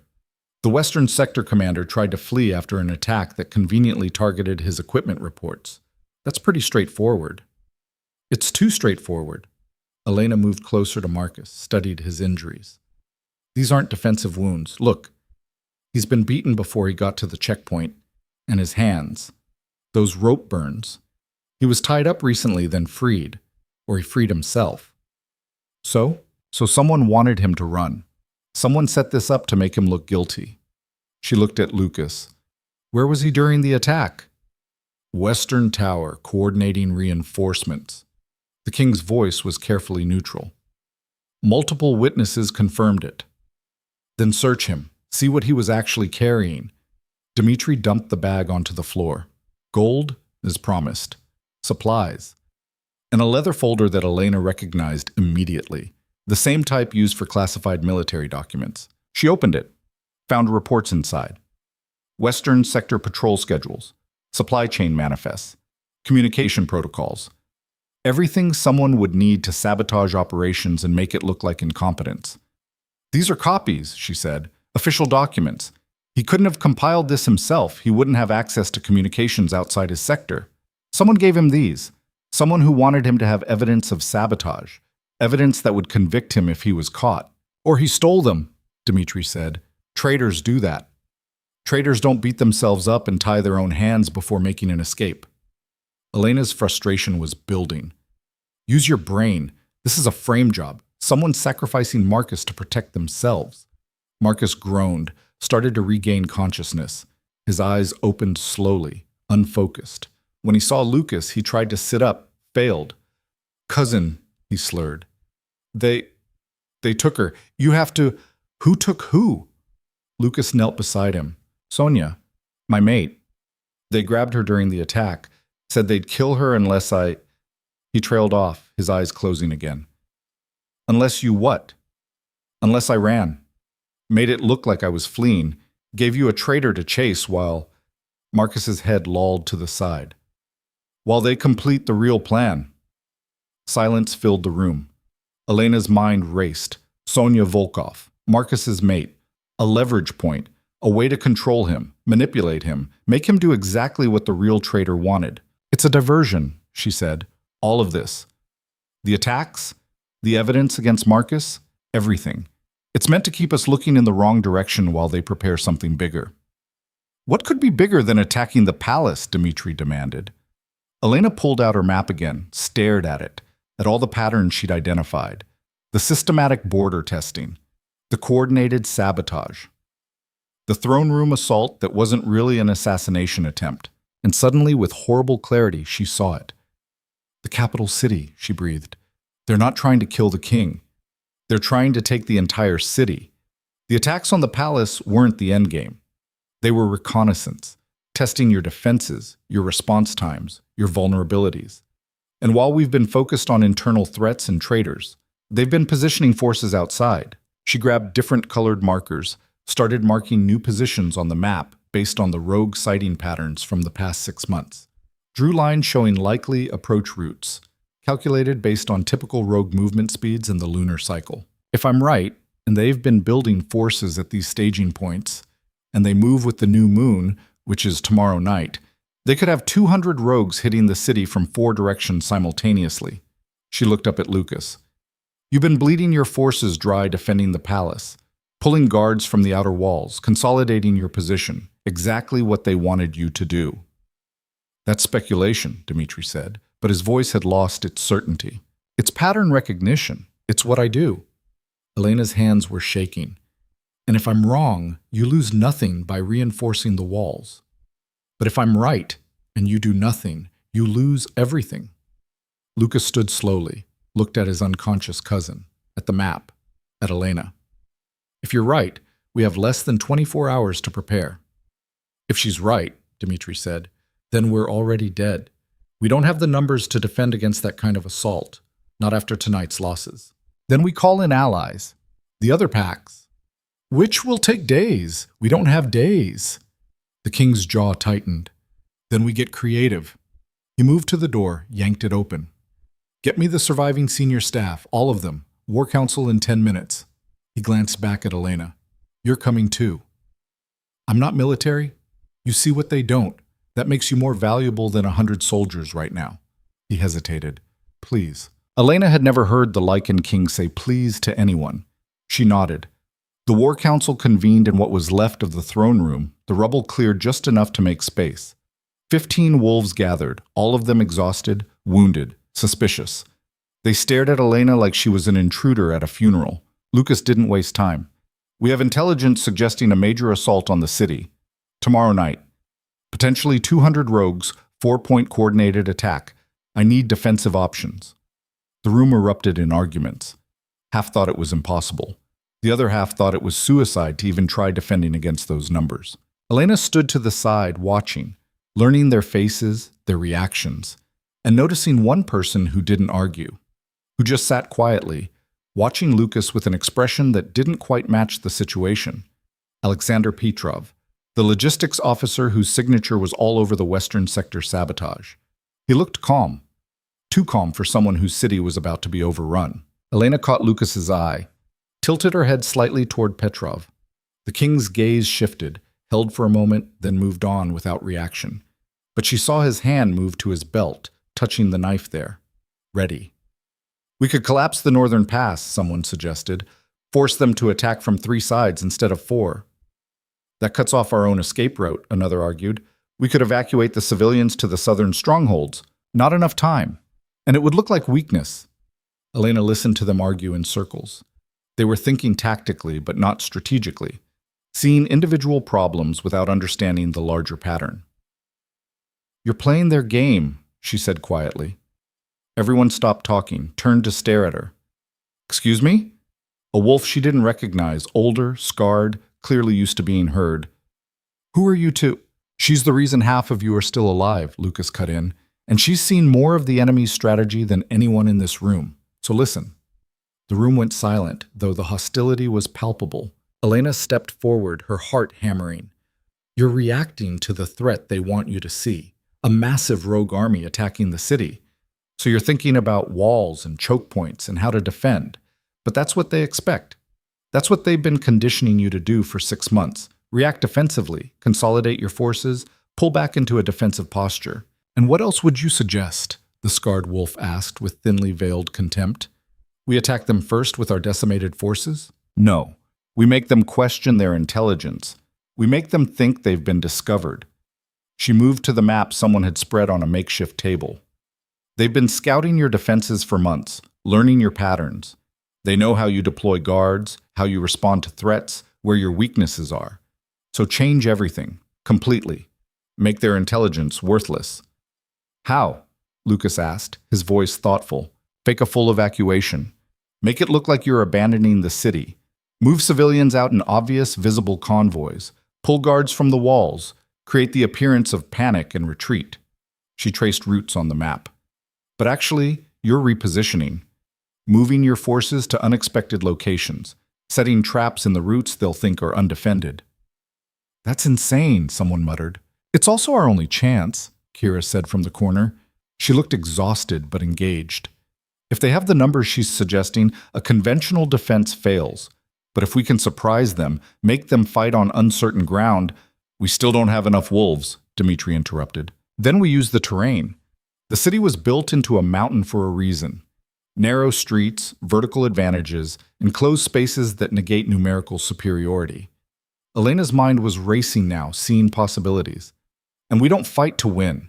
We fight to survive until dawn. Rogues are stronger at night, but they're also more chaotic. If we can hold until daylight, their coordination will break down. The room was quiet. She could see them considering it. Some still skeptical, but others starting to understand. There's a problem, Petrov said, speaking for the first time. His voice was smooth, reasonable. This entire strategy assumes Miss Whitmore's pattern analysis is correct, that there really is a massive force preparing to attack tomorrow night. But we have no confirmation. No scouts have reported unusual rogue activity. No intelligence suggests— Your intelligence, Elena said, looking directly at him, has been compromised for months, which is why you didn't see the gathering attack coming, why you didn't predict tonight's assault. Someone's been feeding false information, hiding rogue movements, manipulating your data. She paused. Someone with access to communication channels and supply logistics. Someone who could make sure scouts never reported what they actually saw. Petrov's expression didn't change. That's a serious accusation. It's a logical conclusion based on pattern analysis. Pattern analysis isn't evidence. Then let's get evidence. Lucas's voice cut through the tension. Dmitri, Joseph, I want Alexander's quarters and office searched. Now. Everything. Papers, communications, personal effects. Everything. Sir, this is inappropriate. Petrov stood. You're really going to sit down. The command in Lucas's voice was absolute. Petrov sat. Dmitri and Joseph left immediately. The remaining council members shifted uncomfortably. Accusing a senior officer of treason based on a pattern spotted by an outsider wasn't exactly standard protocol. They waited in tense silence. 5 minutes? 10. Elena watched Petrov carefully. He looked calm, but his left hand was clenched tight on the table's edge. A small tell, barely noticeable, but she noticed everything. Dmitri returned carrying a small lockbox. Found this hidden under a floorboard in his office. It was warded. Took Joseph 3 tries to break the seal. He set it on the table. Opened it. Inside were papers, a leather journal, and small vials of something dark and oily. Lucas picked up the journal, started reading. His expression went from neutral to furious in seconds. Correspondence with someone calling themselves the Shepherd, he said, his voice deadly quiet. Detailed reports on palace defenses, guard rotations, my personal schedule, payment records. Looks like Alexander here has been earning quite a lot selling us out. He looked up. And here's the interesting part. Instructions for tomorrow night's attack, including a note that says, the girl must not survive. She sees too much. Every eye in the room turned toward Elena, then toward Petrov. The logistics officer smiled. Not nervous, not guilty, just smiled. Well, he said calmly, I suppose subtlety is over. He moved faster than Elena thought possible, grabbed the vial from the box and threw it at the ground. It shattered, releasing thick black smoke that filled the room instantly. Wolves shifted, snarled, lunged, but the smoke was toxic, burning their throats, their eyes, making them stumble. Elena hit the ground, crawling beneath the worst of it, her eyes streaming, heard fighting, heard someone scream, couldn't see anything through the dense smoke. A hand grabbed her arm. She lashed out, connected with something, heard a grunt of pain. It's me, Lucas's voice, rough from the smoke. Stay down. An explosion rocked the room, not the smoke vial. Something bigger. The throne room's already damaged ceiling cracked further, sending chunks of stone crashing down. Elena covered her head as debris rained around her, felt the king's body cover hers, protecting her. The world was chaos and noise and smoke and falling stone. Then silence. The smoke began to clear. Elena looked up to find half the ceiling had collapsed, creating a new pile of rubble in the center of the room. Several wolves were trapped beneath it, others wounded by falling debris. And Petrov was gone. He was ready for this, Elena coughed out. Had an escape plan, probably multiple escape routes. Doesn't matter. Lucas stood, helped her up. Blood ran down the side of his face from a new wound. We know who he is now. We know what's coming. Do we? Kira appeared from the smoke, supporting Joseph, who looked barely conscious. We know he's a traitor, but we don't know who the Shepherd is. We don't know if the attack is really tomorrow or if that was misinformation. We don't know anything for certain. Elena looked around at the devastated room, at the wounded wolves, at the evidence scattered among the rubble. We know enough, she said. We know they want me dead, which means I was right about something important, something they can't let me figure out. What? I don't know yet, but... She stopped, stared at the journal that had fallen near her feet, picked it up, flipped through pages of coded correspondence, and saw it. A map. Rough, hand-drawn. Not of the city. Of something else. Something beneath it. The old mining tunnels, she breathed, from when the city was first built. They run under the entire mountain. Most of them were sealed off decades ago, but if someone reopened them, Lucas finished, his face going pale, they could move forces right under our defenses, pop up inside the city walls. Elena nodded, her hands shaking. That's why the attack patterns focused on external borders. Why they wanted you looking outward, reinforcing walls and gates. Because the real assault won't come from outside. It'll come from below. The room went silent. How many access points? Dmitri asked quietly. Elena studied the map, counted. At least 20 inside the city limits. Maybe more that aren't marked. We can't defend 20 simultaneous breaches with our current numbers. It's impossible. Then we don't defend, Lucas said.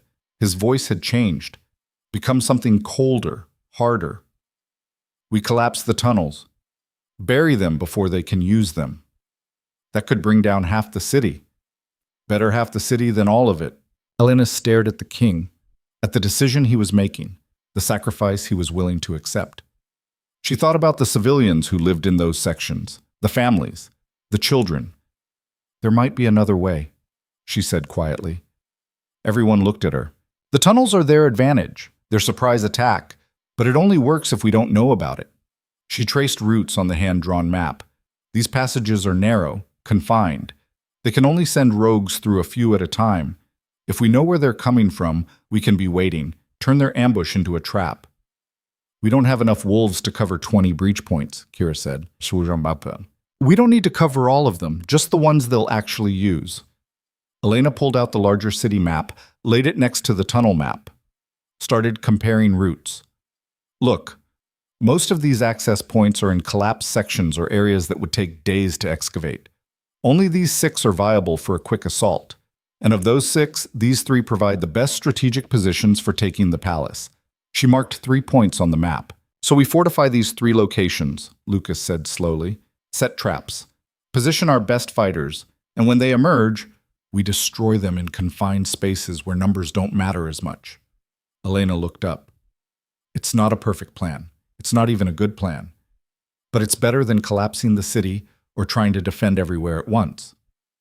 The council looked at each other, at Lucas, at Elena. The Whitmore runt has more tactical sense than my entire war council, Dmitri muttered. We're definitely all going to die. Probably, Elena agreed. But we'll die having tried something smarter than just hitting things until we stop moving. Despite everything, several wolves laughed. Broken, exhausted laughter, but genuine. Lucas made the decision. We fortify the 3 primary access points, set collapse charges at the others as a backup, evacuate civilians from the tunnel districts to safe zones. He looked at Elena. You stay with me. If they want you dead badly enough to put it in writing, you're valuable enough to protect. I can help. You can stay alive, that's how you help. Because if they kill you, we lose the only person who can see their patterns before they execute them. His voice softened slightly. Please, Elena, don't make me order it. She wanted to argue, wanted to prove she could fight, could be useful beyond just pointing at maps. But she saw the genuine concern in his eyes, the fear beneath the authority. He'd lost too many people tonight already. Fine, she said. I'll stay close. The council dispersed to execute the plan. Elena and Lucas remained in the ruined throne room, surrounded by evidence of how close they'd come to total disaster. You know, this is probably a trap too, Elena said quietly. The journal, the map, all of it. Petrov escaped too easily, left too much evidence behind. I know. So we're walking into whatever they want us to walk into. Yes. He looked at her. But we're walking in prepared, expecting it. That's better than being blind. Is it? Or are we just making ourselves feel better about inevitable failure? Lucas smiled grimly. You really know how to inspire confidence. I know how to see patterns. And this pattern says we're outmatched, outmaneuvered, and probably already dead. We're just too stubborn to admit it yet. Then we'll be stubborn together. He held out his hand. Partners? Elena looked at his hand, at the blood and ash and determination. Thought about her small life back with the Whitmores, her invisible existence, her safety in being nobody. That life was gone now, had been gone since the moment she'd thrown herself into a battle to save a king who'd rejected her. She took his hand. Partners.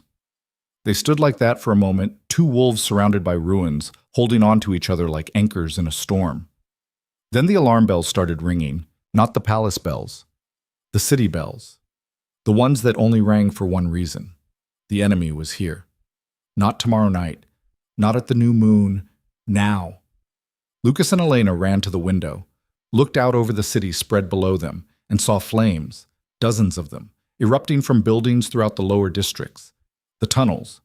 The rogues were coming up early, everywhere at once, not 3 strategic points, not 6 viable routes, all 20 access points, simultaneously. They knew, Elena whispered. They knew we'd find the journal, knew we'd focus our defenses on the most logical targets. So they're hitting every single tunnel at once, spreading us impossibly thin.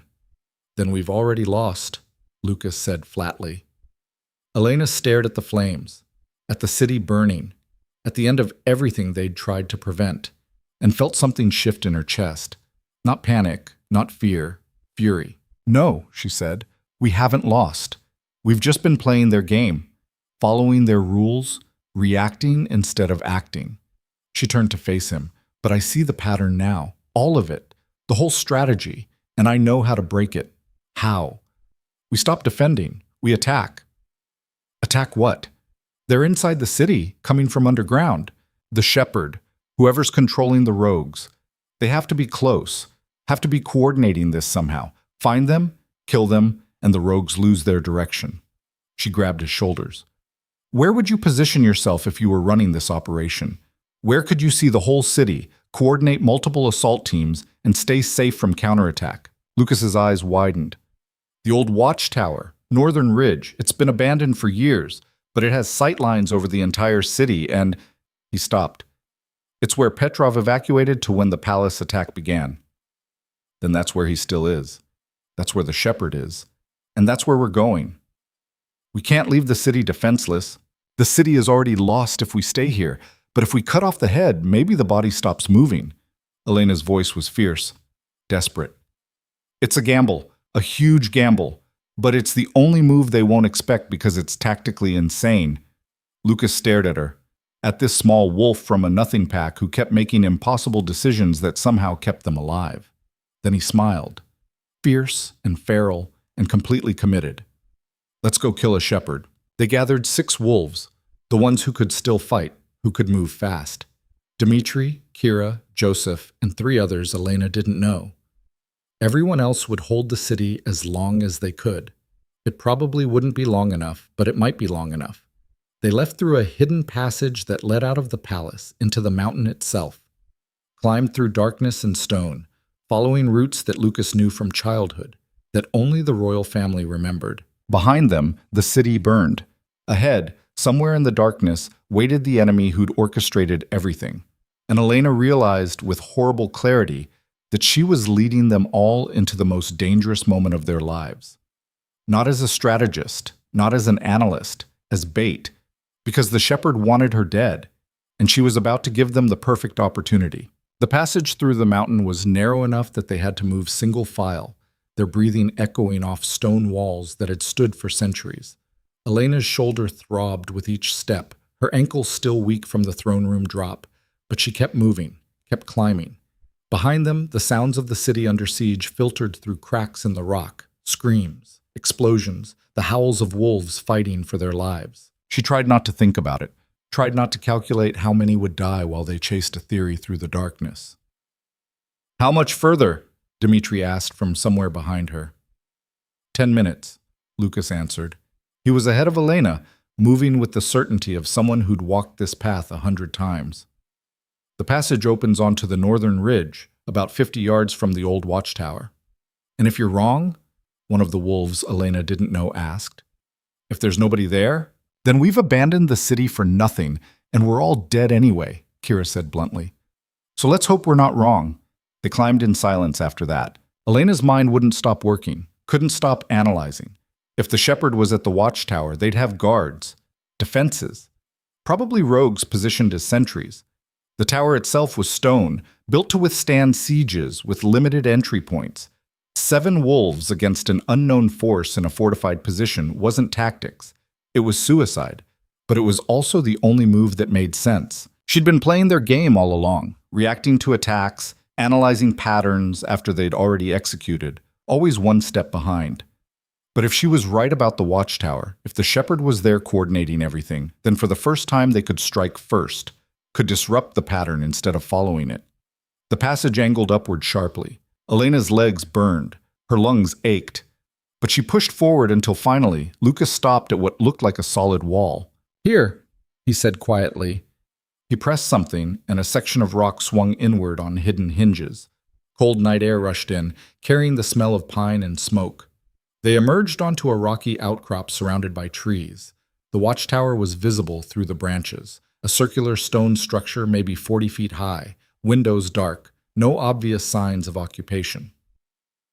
"Looks abandoned," Joseph whispered. "It's supposed to," Elena said. She pointed to disturbed earth near the tower's base. "Fresh tracks, multiple wolves, and look at the door. The hinges have been oiled recently. No rust, no corrosion. Someone's been maintaining this place." Lucas studied the tower, his expression grim. If they're inside, they know this terrain better than we do, know all the defensive positions, all the sight lines. We go through that door, we're walking into a kill zone. "Then we don't go through the door," Elena said. "We make them come out." "How?" She looked around, her mind racing through possibilities. The tower had arrow slits on the upper levels, a single entrance. Stone construction meant it wouldn't burn easily, but there was a weakness. There had to be. Every structure had one. Her eyes landed on the trees surrounding the tower.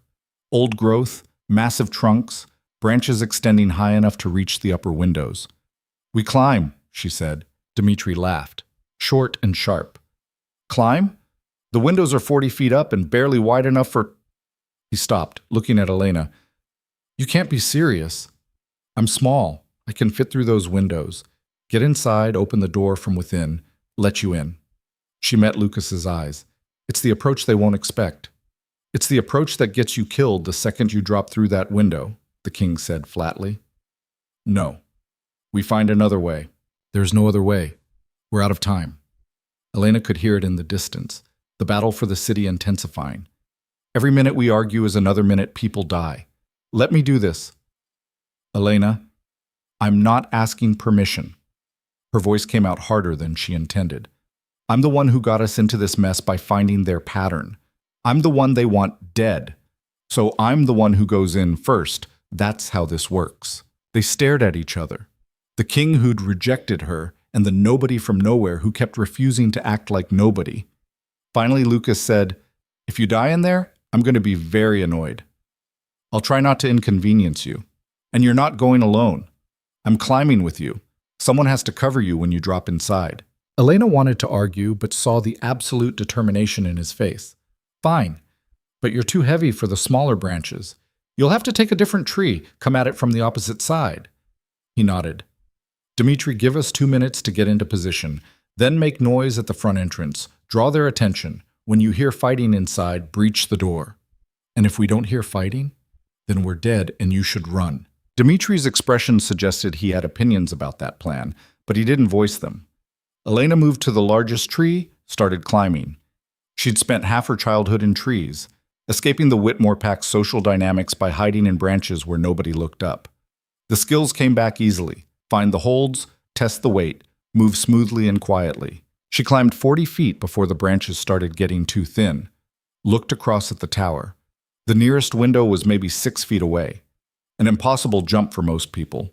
But she was light and desperate and possibly insane.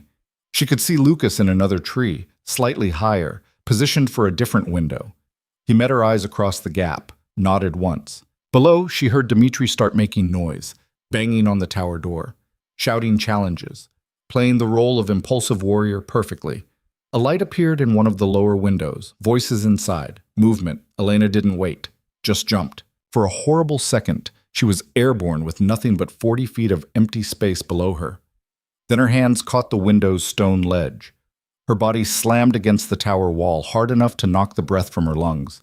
She hung there, fingers screaming, legs dangling, pulled herself up, squeezed through the narrow window opening, dropped into darkness inside. She landed in a crouch, knife already in her hand, expecting attack. But the room was empty, just old furniture covered in dust and stone walls marked with ancient graffiti. A corridor led deeper into the tower. She could hear voices below, at least 3 distinct speakers, maybe more. The sound of Dmitri still banging on the door, his shouts echoing up through the structure.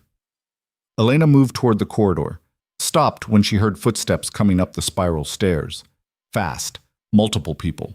No time to hide. No time to run. She pressed herself against the wall beside the corridor entrance, knife ready, and waited. 2 rogues emerged into the room, but these weren't the mindless, corrupted ones from the previous attacks. These moved with purpose, intelligence. One carried a crossbow, the other a sword.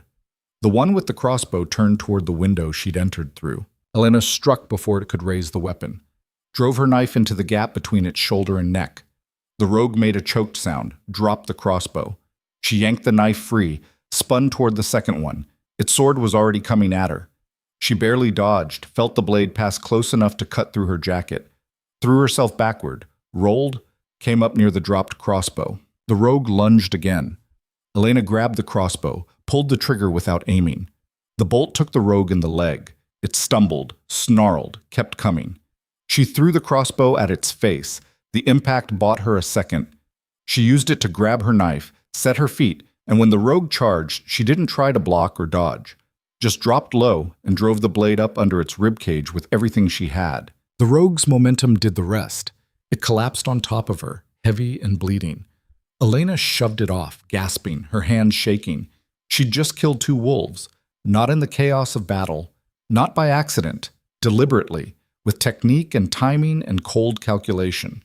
The realization hit her harder than the combat had. No time to process it. More footsteps on the stairs. She grabbed the sword from the dead rogue, heavier than the one she'd used in the throne room, but sharp, and moved to the stairwell. Looked down into spiral darkness. Saw shadows moving. At least 4 more coming up. She couldn't fight 4. Not in a confined stairwell where she had no room to maneuver. But she didn't have to fight them. Elena grabbed one of the covered furniture pieces, dragged it to the top of the stairs, set it at an angle. Then she grabbed another, wedged it behind the first, created a barrier. Unstable, but enough. When the first rogue reached the top of the stairs, she kicked the furniture. The whole makeshift barricade crashed down into the stairwell, taking the rogues with it. Bodies and furniture tumbled down the spiral in a crash of breaking wood and bone. The tower shook, dust fell from the ceiling, and then she heard it, a different sound. Breaking wood from below. Dmitri and the others breaching the main door. Elena ran down the stairs, jumping over debris, over the rogues still trying to untangle themselves. Hit the main floor just as Dmitri burst through, shifted and massive and terrifying. "Upstairs!" Elena shouted. "The shepherd has to be on the top level."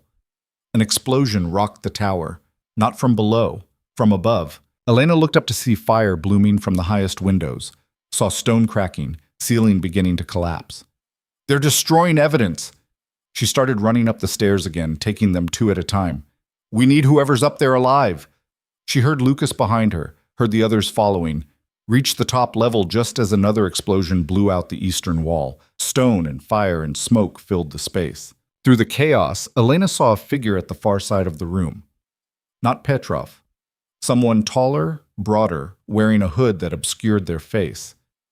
They were setting charges on documents, on maps, on everything that could identify them. "Stop!" Elena shouted. The figure turned, and even though she couldn't see their face, she felt the weight of their attention, the calculation. Then they jumped through the hole in the wall, just jumped, 40 feet straight down onto rocks below. Elena ran to the opening, looked down, expecting to see a broken body. Instead saw a wolf form running into the forest. Injured. She could see the limp, but alive and escaping. "No, no, no!" She looked around desperately. The room was burning, the evidence being consumed. They'd come all this way and the shepherd was getting away. She saw a map on the wall, only partially burned. Grabbed it. The fire caught her sleeve, she beat it out, kept grabbing documents. Anything that wasn't completely destroyed. Elena, we need to leave. Lucas pulled at her. The whole level is coming down. The pattern. All of it is here. If we lose this, we lose everything. She shoved papers at him. Help me or get out. For a second, she thought he'd drag her out anyway. Then he started grabbing documents too. Kira joined them. Joseph. They worked frantically, salvaging what they could while the fire spread and the floor beneath them cracked. Dmitri appeared in the doorway. 30 seconds before this whole tower comes down. Move. They ran, Elena clutching documents to her chest, following Lucas downstairs that swayed and buckled. Behind them, the top of the tower collapsed inward with a roar of falling stone. They burst out the main door just as the entire upper structure gave way. The tower folded in on itself in a massive crash of destruction that sent dust and debris rolling across the clearing. Elena fell to her knees, coughing, the documents scattered around her. Everything hurt. Her lungs, her shoulder, her head. But she was alive. They were all alive. Did you see who it was? Dmitri asked, his voice rough. The shepherd? Hooded, jumped from the top level and shifted mid-fall, fast, experienced. Elena started gathering the papers she'd saved. But we got something. Look, she spread out the partially burned map. It showed the city, the tunnels, but also something else. Notations in a handwriting she recognized from Petrov's journal. Routes marked, timing coordinates, and in the corner a symbol she'd seen before. The Silveridge pack emblem. Everyone went silent.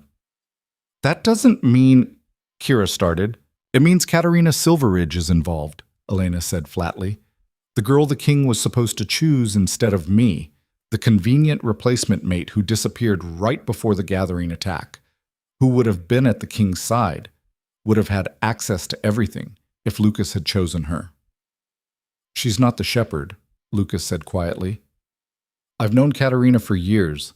She doesn't have the strategic mind for this. No. But someone in the Silveridge pack does. Someone high-ranking. Someone who could use her as a plant, as a source of intelligence. Elena pulled out another document, scanned it. Someone who's been systematically undermining Volkov territory for months while appearing to be loyal allies. This is speculation, Dmitri said, but his voice lacked conviction. It's pattern recognition. It's what I do. Elena stood, her legs shaking. And I'm right. I know I'm right. The attacks, the sabotage, the conspiracy, it all comes from Silveridge. They've been planning a coup, using rogues as disposable weapons, sacrificing Petrov as a scapegoat, burning evidence to cover their tracks. Even if that's true, Joseph said, we can't prove it. We have a partially burned map and a symbol. That's not enough to accuse our strongest ally of treason. Elena looked down at the city below. The fires were starting to die down, the sounds of fighting becoming sporadic. Either the rogues were being defeated or there was nobody left to fight them. They needed to get back, needed to help defend what remained. But first, they needed to understand what they were really fighting against. We go back, she said. We help save the city. And then, she looked at Lucas, then we figure out which wolves we can actually trust. Because we're surrounded by enemies, and half of them are wearing friendly faces. The king nodded slowly.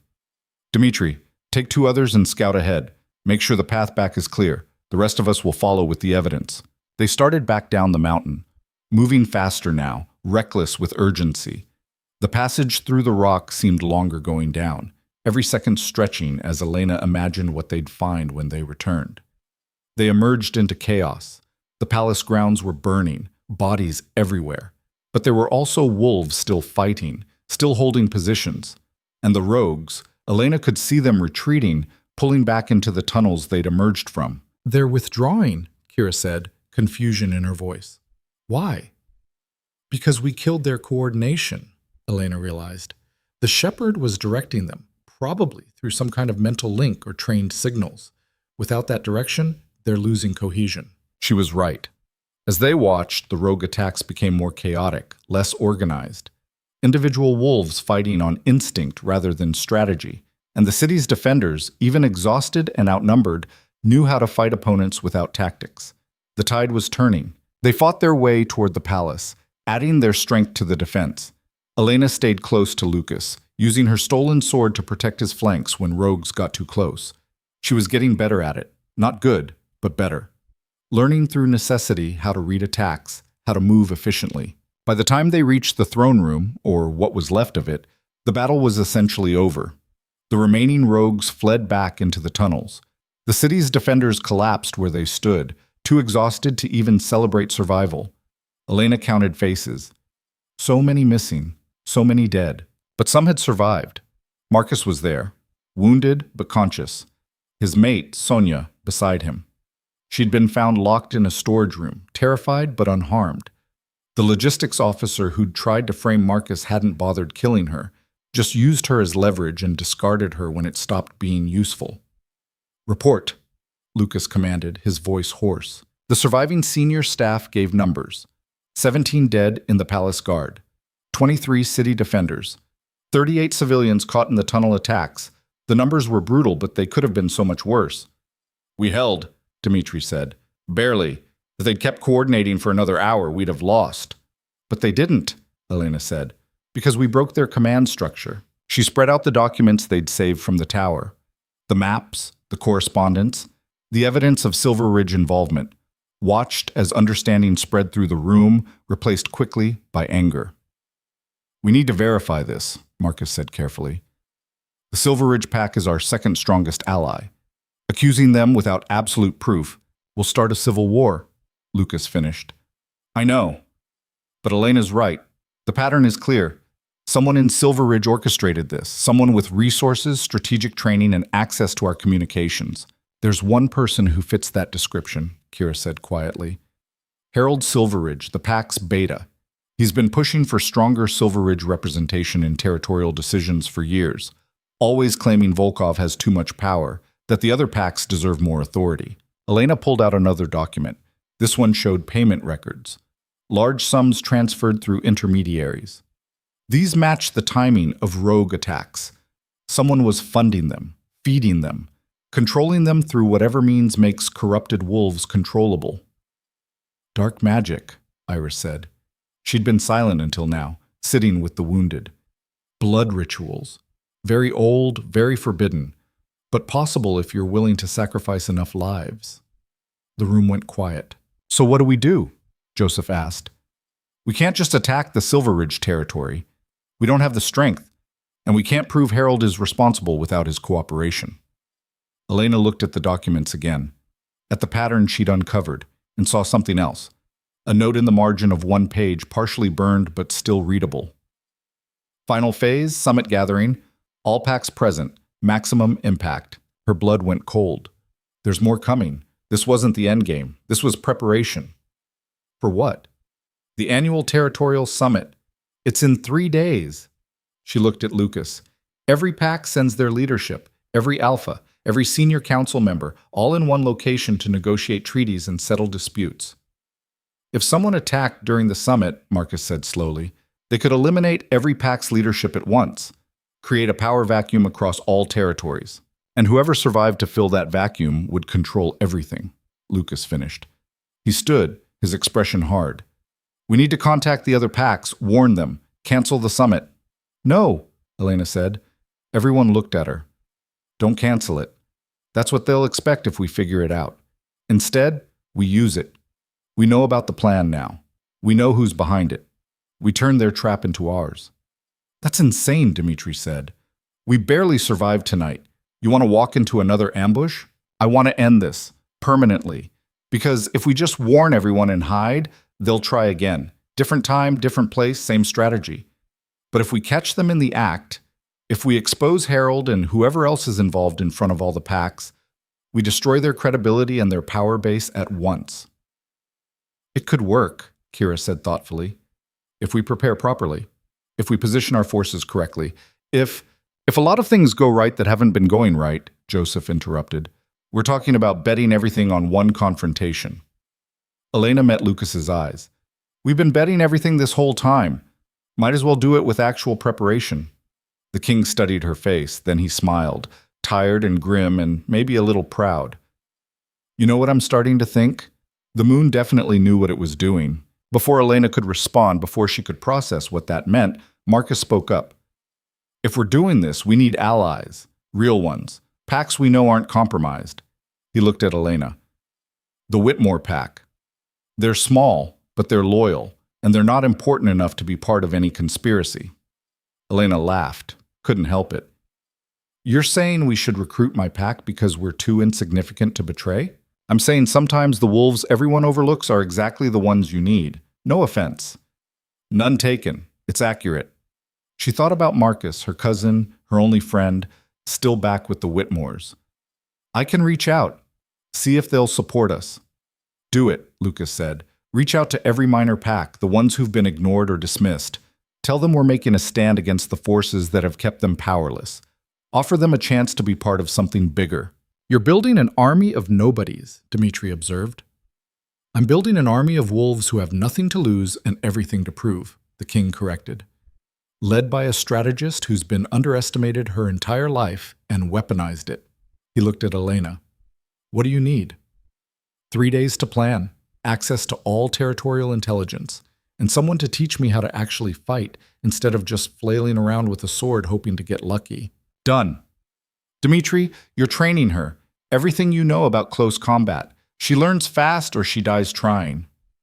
Great, Elena muttered. I've always wanted to be beaten up by a man twice my size.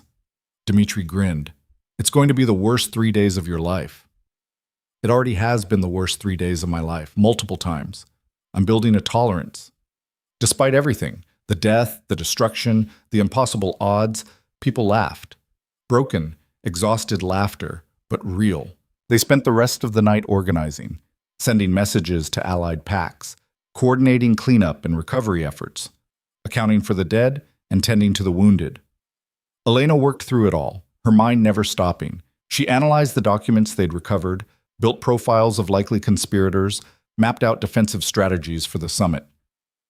At some point, Lucas made her stop, physically took the papers from her hands. You need to rest, he said. We have 3 days, and you'll be useless in 3 days if you burn out now. Sleep, 4 hours. That's an order.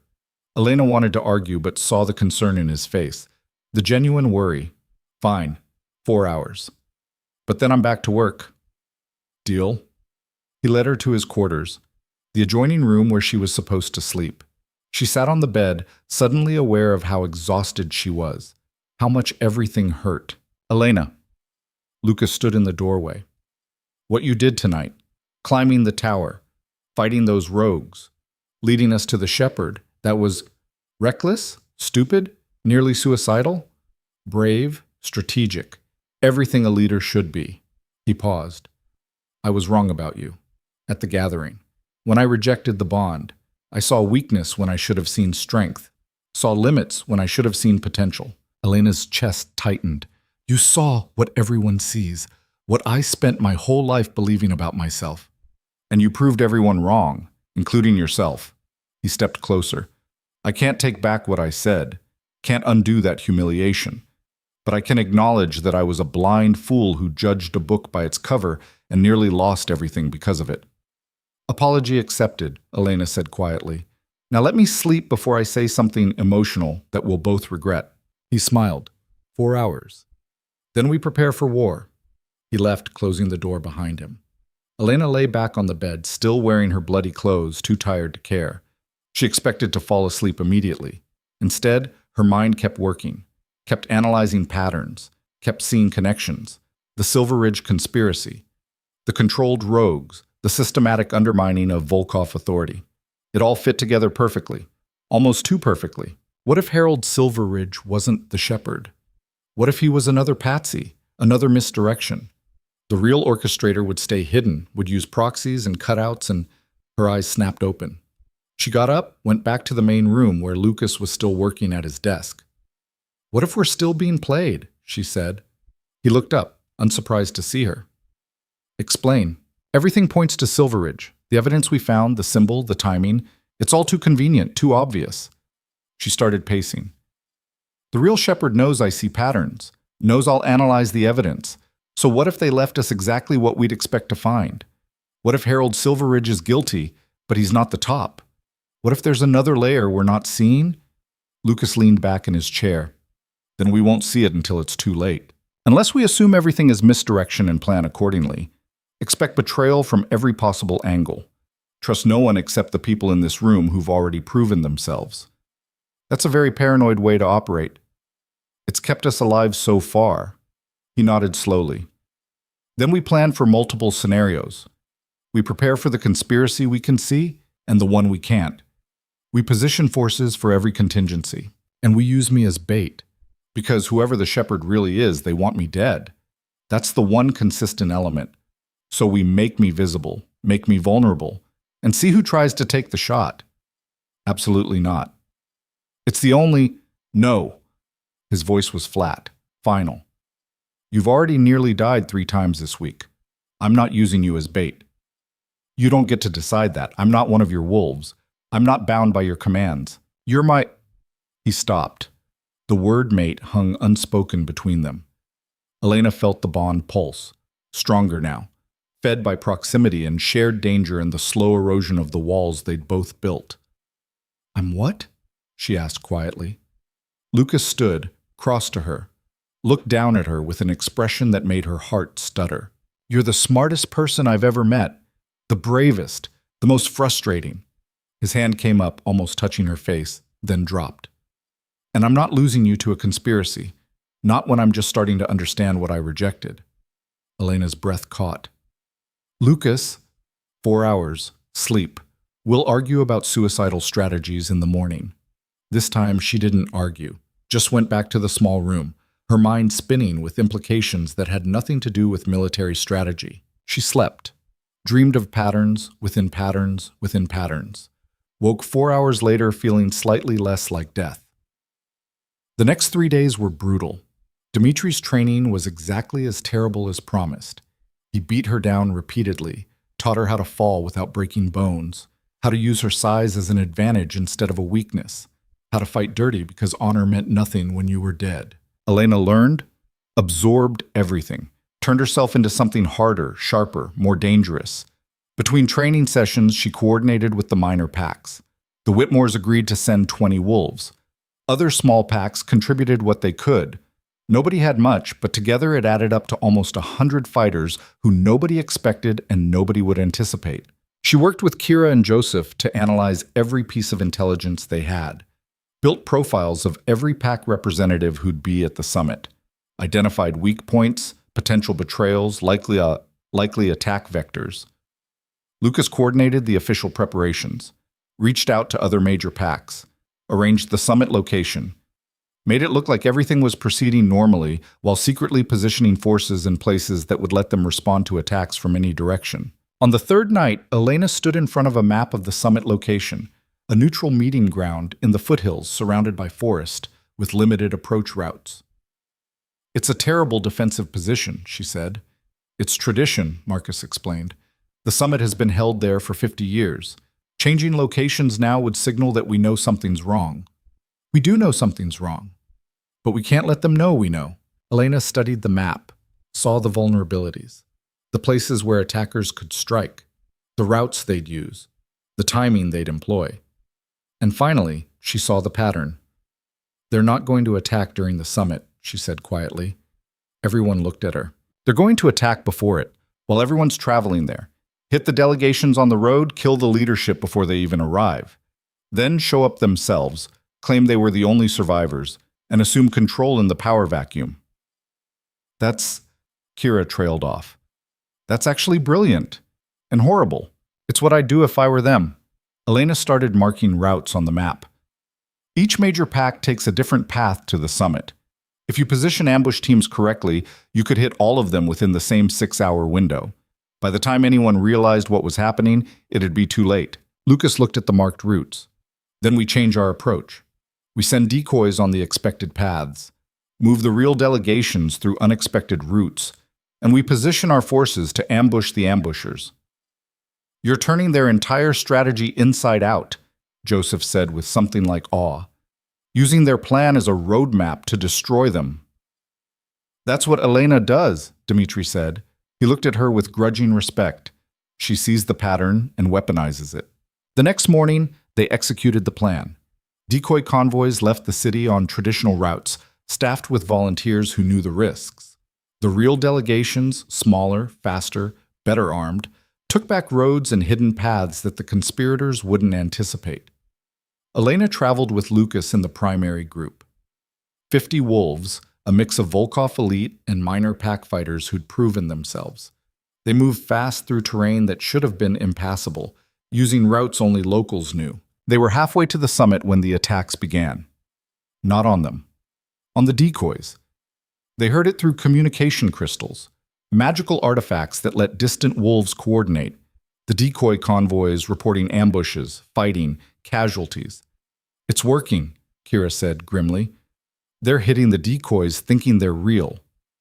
"Then we move," Lucas commanded. "Hit their ambush teams from behind while they're engaged. Show them what happens when you underestimate your enemy." The Volkov delegation split into strike teams.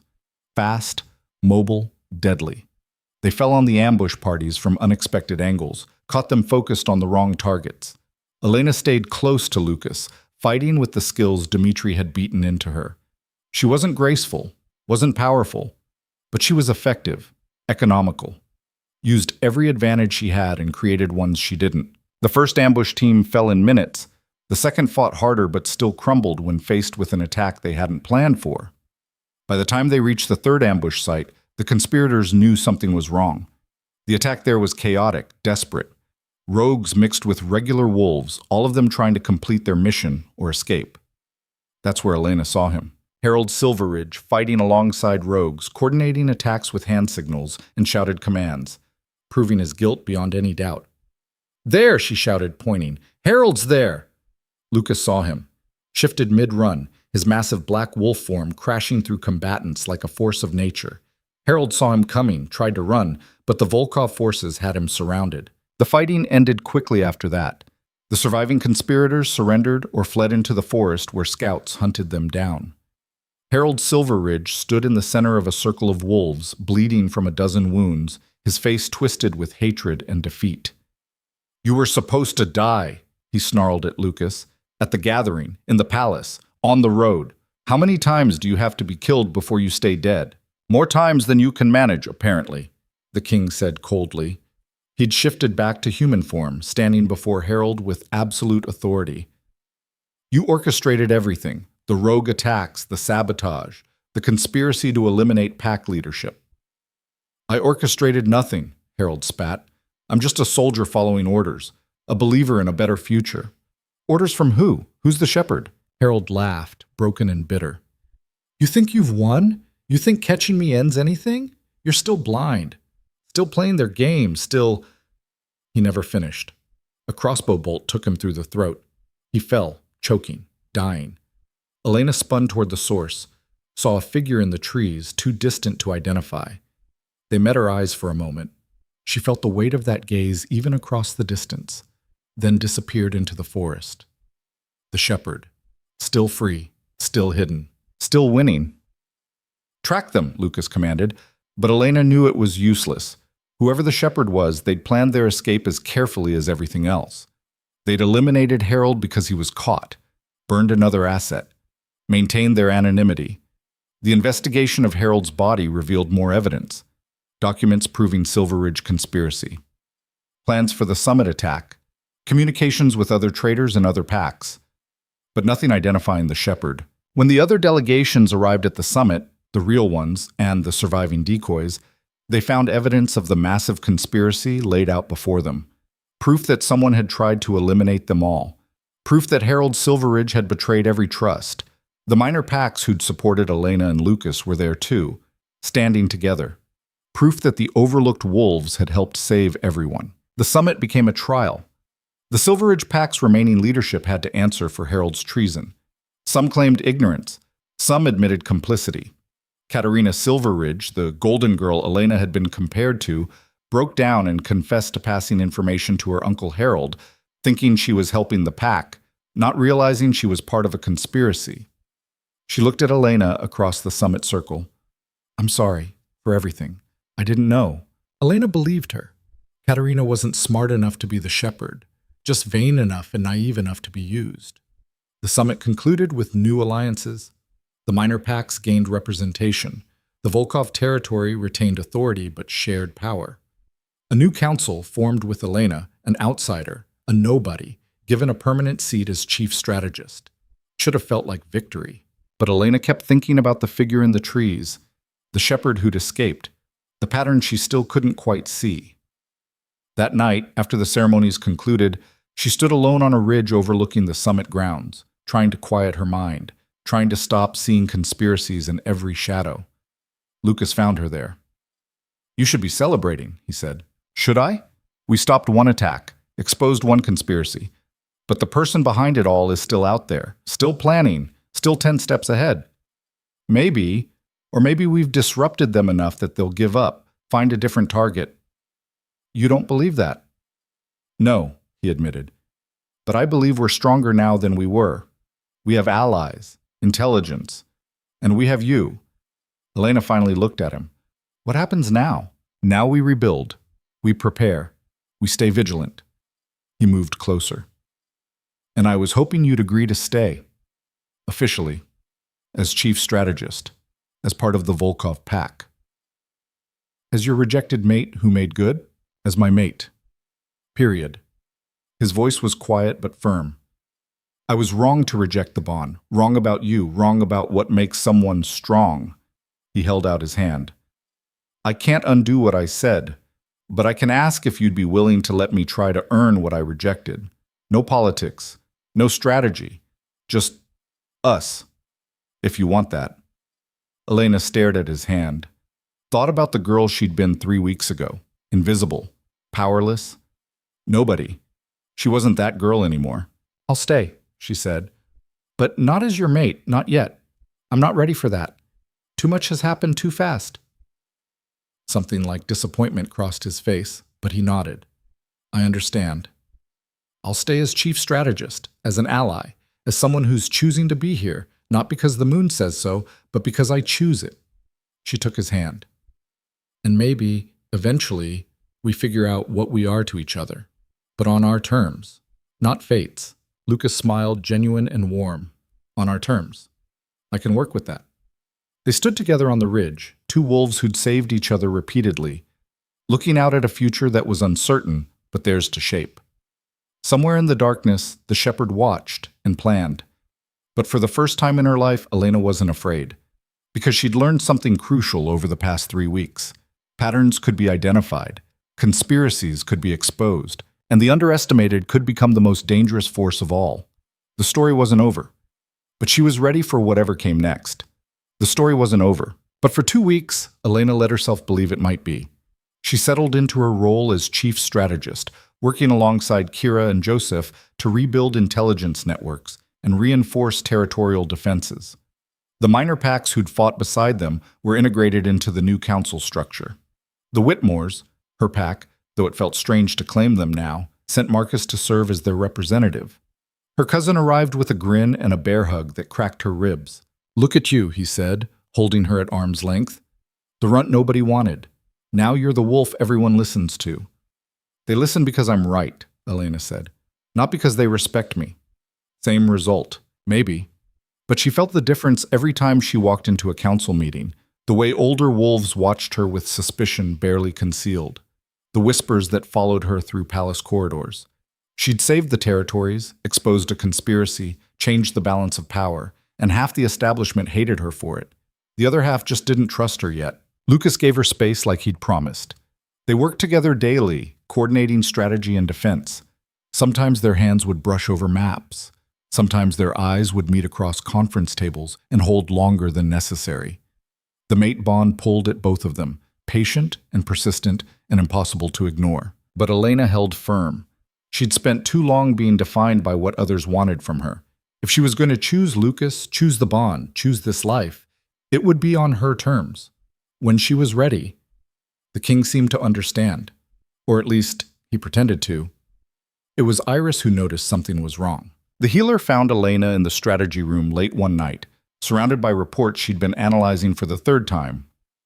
Looking for patterns that weren't there, searching for the conspiracy she knew still existed.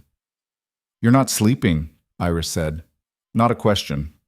I'm working." "You're obsessing." The old woman sat down uninvited. "What are you searching for?" Elena wanted to deflect. to say nothing, but Iris had kind eyes and steady hands and had never treated her like she was broken. The shepherd, they're still out there, still planning something, I can feel it.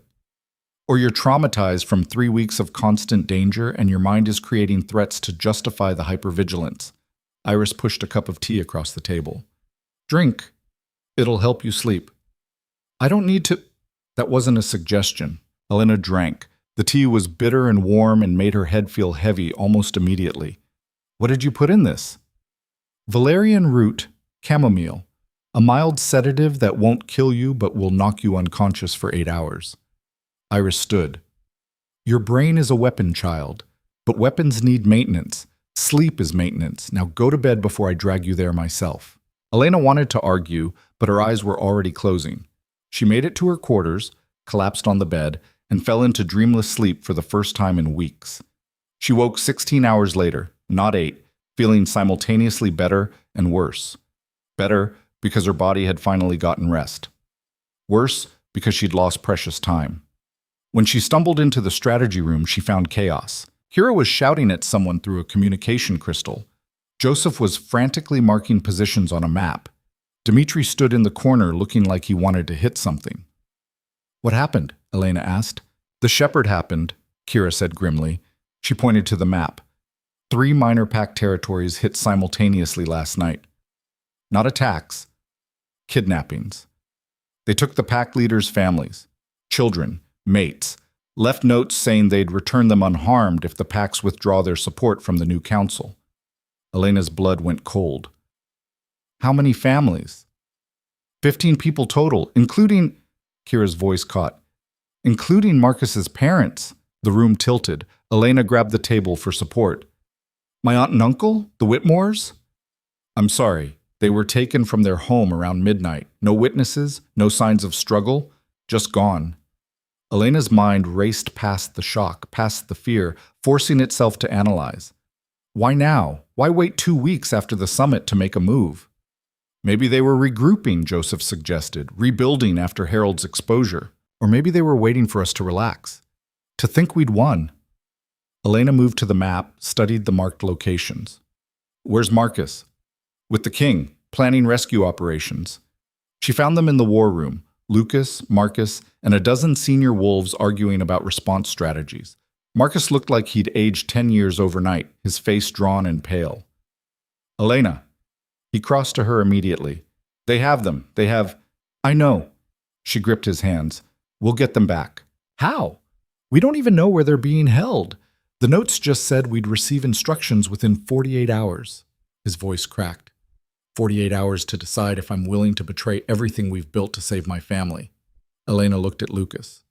What are the options? Limited, the king said flatly. We can try to track the kidnappers, but they had a 16-hour head start and left no trail. We can refuse to negotiate and hope we find the hostages before they're killed.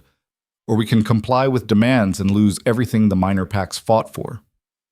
There's a 4th option, Elena said slowly. Which is? We figure out who the shepherd is and kill them. End this permanently. The room went quiet. We've been trying to identify them for weeks, Dmitri said. We have nothing. No evidence, no witnesses, no... We have patterns, Elena interrupted. She moved to the map, her mind finally clicking into gear. The shepherd has been consistent in their methodology. They use proxies. They create misdirection. They sacrifice assets to protect their identity. But they also have tells, habits. And I've been too close to see them. She started pulling reports, spreading them across the table. The gathering attack. Who coordinated ceremonial setup? Alexander Petrov, Kira said. We know that. Who approved him for that position? Silence. Then Joseph said quietly, The ceremonial council. It's a rotating position. Let me check who was serving that quarter. He left, returned with records. Elena scanned them, looking for names, found one that appeared repeatedly across multiple decision points. Grandmother Kess, she said, the eldest, the keeper of rituals. You can't be serious, Marcus said. She's been serving the pacts for 50 years. She's perfectly positioned to influence decisions without drawing suspicion. Think about it. She's at every major gathering. She knows pact politics better than anyone. She's trusted implicitly. Elena pulled out more documents. The gathering attack happened during a ceremony she orchestrated. The palace assault targeted sections she would have detailed knowledge of. The summit ambushes hit delegations whose travel plans she would have been consulted on. That's circumstantial, Dmitri argued, but his voice had doubt in it. Everything about the shepherd is circumstantial. That's the point. They've hidden behind layers of proxies and misdirection. Elena grabbed the note from the kidnapping, studied the handwriting, then pulled out Petrov's journal, flipped to a specific page. Look at the letter formation, the way the G curves, the specific spacing between words. These weren't written by the same person, but they were taught by the same person. This is generational methodology. Teaching someone to write with your tells so their work can pass as yours. She looked up at the assembled wolves. Grandmother Kess has trained scribes for decades. It's part of her role as keeper of traditions.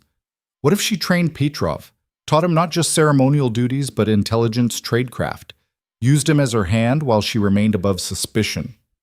Lucas's expression had gone very still.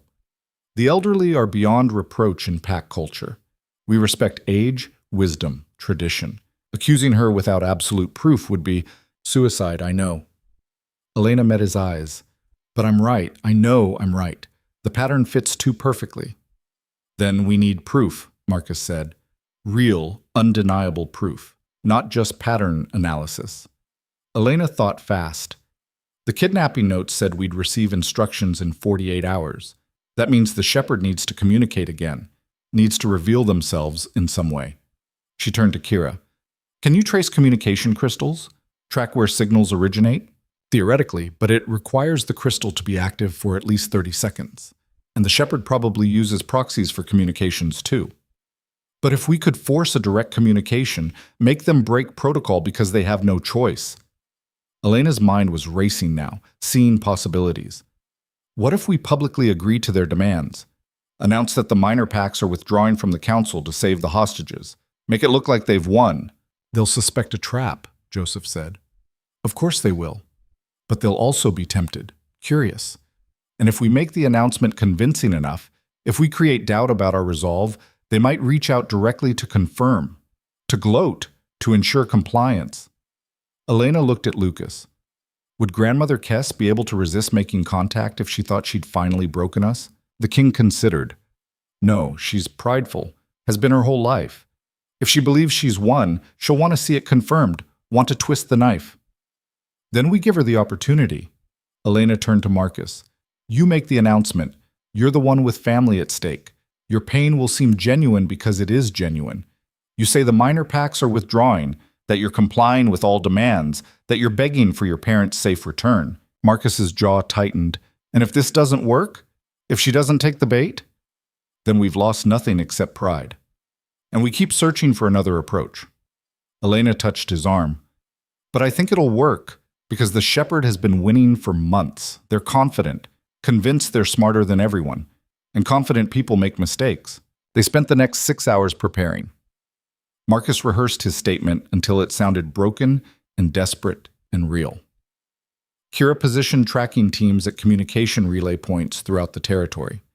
Joseph coordinated strike forces ready to move on any location they identified. Elena worked with Lucas to plan contingencies. What they'd do if Kess was the shepherd. What they'd do if she wasn't. How to rescue the hostages regardless. You're certain about this? The king asked when they were alone. No, I'm gambling. Making educated guesses based on incomplete data. Elena rubbed her eyes. But it's the best option we have, and if I'm wrong, then we've wasted time we don't have, and people will die. He moved closer. But you've been right about everything else. The gathering attack, the palace conspiracy, the summit ambushes. Your pattern recognition has saved us repeatedly. Or I've just been lucky. Luck doesn't last 3 weeks. Skill does. He hesitated. Whatever happens today, I want you to know. Don't, Elena interrupted. Don't say something sentimental right now. I can't handle that. And stay focused. He smiled slightly. Fair enough? Then just stay alive. Please. I'll do my best. The announcement went out at noon. Marcus stood before communication crystals broadcasting to all territories. his voice shaking with genuine emotion, stating that the minor pacts were withdrawing from the council effective immediately, that he was complying with all demands from the kidnapping notes, that he was begging, literally begging, for his parents' safe return. It was devastating to watch. Then they waited. 1 hour, 2. Elena paced the strategy room, unable to sit still. Kira monitored communication channels. Joseph coordinated with tracking teams. 3 hours, 4. Maybe she's not going to, Joseph started. A crystal flared to life, unexpected, unsolicited. Kira lunged for the tracking equipment. Got activation. Source is tracing, Northern Monastery, the old retreat where elders go for meditation. How long until we lose the signal? Lucas demanded. She needs to stay active for 20 more seconds for a solid lock.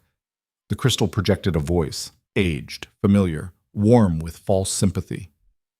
Marcus Volkov, Grandmother Kess, I'm pleased you've seen reason. The minor pacts never belonged in positions of power. They're too weak, too easily swayed. This return to traditional hierarchy benefits everyone. Marcus's face went white, but he kept his voice steady. I just want my family back. Please, tell me they're safe. They're quite comfortable. For now. But there are additional conditions before their release. Kira made frantic gestures. 15 seconds. 10. Kess continued talking, listing demands, specific council positions to be filled with her chosen candidates, territorial concessions, changes to pack law. 5 seconds. Got it, Kira shouted. Solid lock. Northern Monastery, Eastern Tower, 3rd floor. Move, Lucas commanded. They had strike teams positioned within miles of every likely location. The Northern Monastery team received orders and mobilized immediately. Elena watched through a scrying crystal as wolves converged on the building, a beautiful stone structure built into a mountainside, supposedly neutral ground where elders meditated and preserved traditions. The perfect hiding place for a shepherd who wrapped betrayal in the cloak of tradition. The strike team breached the Eastern Tower, climbed to the 3rd floor, found Grandmother Kess sitting calmly in a meditation room, the communication crystal still active in front of her. She looked at the wolves surrounding her and smiled. Elena Whitmore's work, I presume? The pattern-seeing child who should have died at the gathering. She spoke into the crystal, her voice carrying back to the strategy room. You've become quite the nuisance, dear. Elena stepped forward, spoke through their own crystal. Where are the hostages? Safe, for now, but you have a choice to make. Kess's expression remained pleasant, grandmotherly, horrifying in its calmness. You can take me into custody, interrogate me, waste time trying to extract information I won't give. Meanwhile, the people holding your hostages will kill them, 1 every hour, starting in, she glanced at a timepiece, 43 minutes. Or, Lucas asked, or you let me go. I'll ensure the hostages are released unharmed, and I'll leave these territories permanently. You'll never see me again. Why would we trust you? Because I'm not Harold Silverridge. I'm not a fanatic. I'm a strategist, just like young Elena. Kess looked directly into the crystal, as if seeing through it to meet Elena's eyes. I orchestrated this campaign to restructure power in the territories, to return to traditional hierarchies where the strong rule and the weak serve. But I also know when a strategy has failed. You've disrupted too much, cost me too many assets. Continuing would be throwing resources after lost causes. You killed dozens of wolves, Marcus said, his voice shaking with rage. You orchestrated terrorist attacks. You kidnapped innocent families. I made difficult decisions for what I believed was the greater good. You may disagree with my methods, but you can't deny the territories have become weak under modern governance. Soft, vulnerable. She leaned back. I offered a return to strength, but the offer has been rejected, so I'll withdraw. Take my defeat gracefully, and you'll get your families back alive. Elena's mind raced through possibilities. Kess was right about one thing. Interrogating her would take time they didn't have, and if she'd truly set up a dead man switch situation with the hostages, trying to force information could get people killed. But letting her go meant she'd escape justice, would live free after orchestrating so much death. We have another option, Elena said quietly. Everyone looked at her. We make her give up the hostage locations, voluntarily, right now. And why would I do that? Kess asked, amused. Because you're not the only one who can play strategic games. Elena pulled out a document she'd been saving, had been holding as insurance for weeks.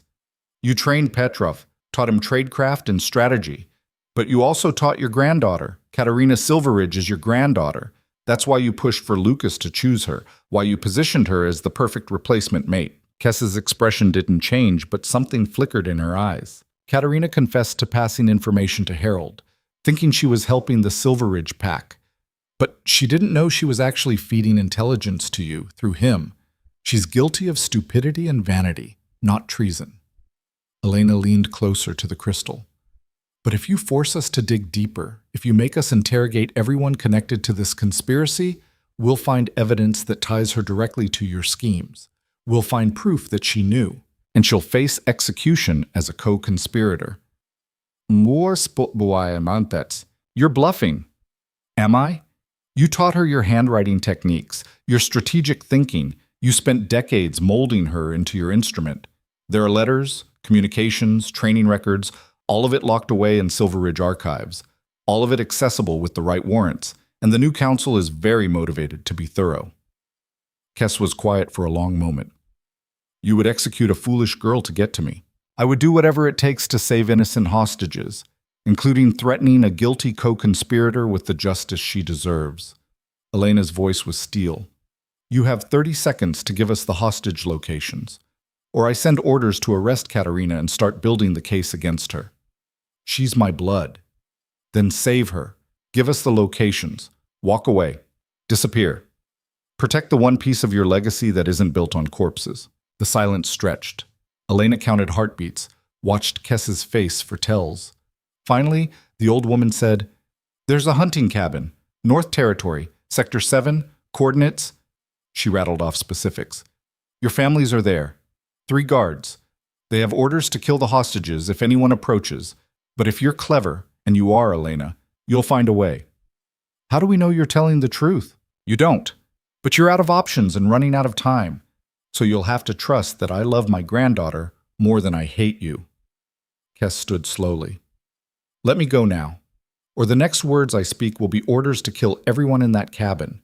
Lucas looked at Elena, a question in his eyes. She nodded. Let her leave, the king ordered, but track her. I want eyes on her every moment until she crosses out of our territory. The strike team withdrew. Kess walked out of the monastery with her head high, dignified even in defeat. Scouts followed her at a distance as she made her way north toward the border. Meanwhile, another team mobilized toward the hunting cabin. Kira coordinated their approach. Joseph analyzed the tactical situation. Dmitri led the assault team. Elena watched through scrying crystals, unable to help, unable to do anything but observe and hope she'd made the right call. The rescue team approached the cabin carefully, scouted the perimeter, identified the 3 guards Kess had mentioned. They were rogues, controlled ones, still displaying intelligence and coordination. Dmitri made the call. Fast assault, overwhelming force, no time for the guards to react. They breached simultaneously from 3 sides. The guards tried to respond but were taken down in seconds. The hostages, 15 terrified people bound in the cabin's basement, were secured and evacuated, Marcus's parents among them, shaken but alive. Elena felt something break in her chest, relief so intense it was almost painful. We got them, Kira said, tears in her eyes. We actually got them. The celebration in the strategy room was subdued but genuine. They'd won, saved the hostages, identified the shepherd, ended the conspiracy. It should have felt complete. But Elena kept thinking about Kess walking free, about justice deferred, about patterns that never quite resolved. 3 days later, scouts reported that Grandmother Kess had crossed the northern border, disappeared into territories beyond their jurisdiction. Gone. The council debated issuing warrants, coordinating with other regions to track her down, but without proof, without evidence that would hold up beyond Elena's pattern analysis. It was pointless.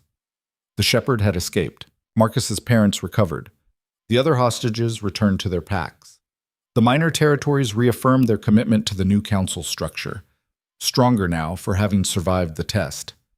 Elena should have felt vindicated, proven right, victorious. Instead, she felt empty. It was Lucas who found her standing on the same ridge where they'd talked after the summit. Looking out over the territories she'd helped save but couldn't quite claim as home. "You did it," he said quietly. "You identified the shepherd, saved the hostages, protected the council. I let her go. You made the strategic choice, the one that saved lives, the one that let a mass murderer walk free." Elena's voice was flat. "She'll go somewhere else, start over, build another conspiracy, ruin more lives. Maybe, or maybe she meant what she said about accepting defeat." He moved closer. "Either way, it's not your burden to carry. You did everything you could." "Did I? Or did I just play her game better than the last person? I'm still reacting, still following patterns someone else set." She turned to face him. "I don't want this life, Lucas. I don't want to be the wolf who sees conspiracies in every shadow, who can't sleep because she's analyzing threats that might not exist, who traded being invisible for being paranoid. Then don't be that wolf." "I don't know how to be anything else now." He took her hands. "You're more than your ability to spot patterns, more than your strategic value. You're brave and stubborn and compassionate and annoying. You saved my life because it was right, not because it was strategic. You fought for the minor packs because you believed in them, not because they were useful. You're not just a weapon, Elena. You're a person, and you get to decide what kind of person that is." She looked at their joined hands, at the bond that pulsed between them, patient and persistent. "What if I decide I don't want to be chief strategist, don't want to be on the council? What if I just want to be normal?" "Then you'll be normal. We'll figure it out." His thumb traced circles on her wrist. "But I don't think that's what you actually want." "No? No. I think you want to matter, want to belong, want to know that your mind, the thing that made you weird and difficult and wrong your whole life, is actually valuable, that you're valuable." He lifted her hands, pressed them against his chest. "And you are. Not because you can see patterns, because you're you." Elena felt tears threaten. "You're very inconvenient, you know that? I've been told. I'm still not ready to accept the bond. Not fully. I know. But maybe I could stay. Keep working with the council. Help build something better." She met his eyes. "On my terms." "On your terms," he agreed. They stood like that, watching the sun set over territories that had almost been destroyed, that they'd saved together. A month passed, then 2. Elena settled into her role, but on her own terms like she'd promised. She advised the council but didn't let them dictate her life. She trained with Dmitri but also took time to just exist, to read books that had nothing to do with strategy, to visit Marcus and her aunt and uncle, to slowly rebuild a sense of self that wasn't entirely defined by crisis. The minor packs thrived under the new structure. The Whitmores gained respect, gained voice, gained the power to shape their own futures. Elena's mother even reached out, a stilted, uncomfortable letter that tried to apologize without actually apologizing. Elena didn't respond. Some wounds didn't need to be reopened. Lucas kept his word, gave her space, worked alongside her without pressure. But the bond grew stronger anyway, fed by proximity and shared purpose and genuine affection that had nothing to do with moon-chosen destiny. Until one night, 3 months after Kess's escape, Elena found herself in the king's quarters for a late strategy session that had devolved into just talking, sharing stories, laughing at stupid jokes, being normal. "Can I ask you something?" Elena said. "Anything. When you rejected me at the gathering, was it really because I was weak? Or was it because accepting me would have made you look weak?" Lucas was quiet for a moment. "Honestly, both. I saw a small wolf from a nothing pack and I thought it was a mistake, a cosmic joke. The moon choosing someone who couldn't possibly help me rule." He looked at her. "I was wrong about everything. You've proven to be stronger than half my warriors and smarter than all of my advisors. But more than that, you've proven that strength comes in different forms, that power isn't always physical, that the rejected can become the essential." "That sounds like a political speech." "It's the truth." He moved closer. "But here's the other truth. I rejected you because I was afraid. Afraid of looking weak, yes, but also afraid of the bond, of surrendering control to fate, of being vulnerable to someone I didn't choose. And now Now, I'm still afraid, but I'm more afraid of losing you than I am of being vulnerable. His hand came up to cup her face. I know you're not ready. I know you need time. But when you are ready, if you're ever ready, I'll be here. Waiting, hoping, definitely not pressuring. Elena laughed despite herself. That last part was definitely pressure. Was it? My apologies. She looked at him, really looked, at the king who'd rejected her and then learned to respect her, who'd fought beside her and given her space and become something like a friend before anything else. I think, she said slowly, I might be closer to ready than I thought. His eyes widened. Elena, don't make a big deal of it. I'm just saying, maybe we could try. Actually try. Not because the moon says so, but because we want to. She paused. Do you want to? More than I've wanted anything in a very long time. Then we try, slowly, on our terms, and if it doesn't work, it'll work, he said with absolute certainty. You don't know that. I know you. And I know me. And I know what we've built together. He leaned closer. We've survived assassination attempts and conspiracies and impossible odds. I think we can handle a relationship. That's a terrible argument. Is it working? Unfortunately, he kissed her, gentle and uncertain and perfect. The mate bond flared to life between them, finally acknowledged, finally accepted. Not fate forcing them together, but choice bringing them home. When they pulled apart, Elena said, We're going to be terrible at this. Probably, but we'll be terrible together. That's disgustingly sentimental. You love it. She did, which was annoying but also wonderful. The next morning, they announced their intention to formally accept the mate bond. The council reacted with mixed emotions, some pleased, some skeptical, some clearly calculating political implications. Elena didn't care. For the first time in her life, she was choosing something purely because she wanted it. The ceremony happened a week later. Simple, private, just the people who mattered. Marcus stood beside her, proud and protective. Iris officiated, her ancient voice carrying weight and warmth. The minor pack representatives attended, proof that the nobody from nowhere had become somebody who mattered. Lucas stood across from her, wearing formal clothes that looked uncomfortable, his hand steady as he took hers. They spoke the traditional vows, made the traditional promises, bound themselves together in the way wolves had been binding themselves for centuries. But at the end, Lucas added something unexpected. I rejected you once, he said quietly. Told you that you brought no value, no strength, no worth. I was catastrophically wrong. You brought everything I needed and didn't know I was missing. So I make you a second vow, Elena Whitmore. I will never again make you feel invisible, never make you question your value. Never forget that the greatest strength isn't always the loudest or the largest. And I will spend the rest of my life proving that the moon knew exactly what it was doing when it chose you for me. Elena's throat tightened. That wasn't in the traditional ceremony. I'm making new traditions. You're making me cry in front of people.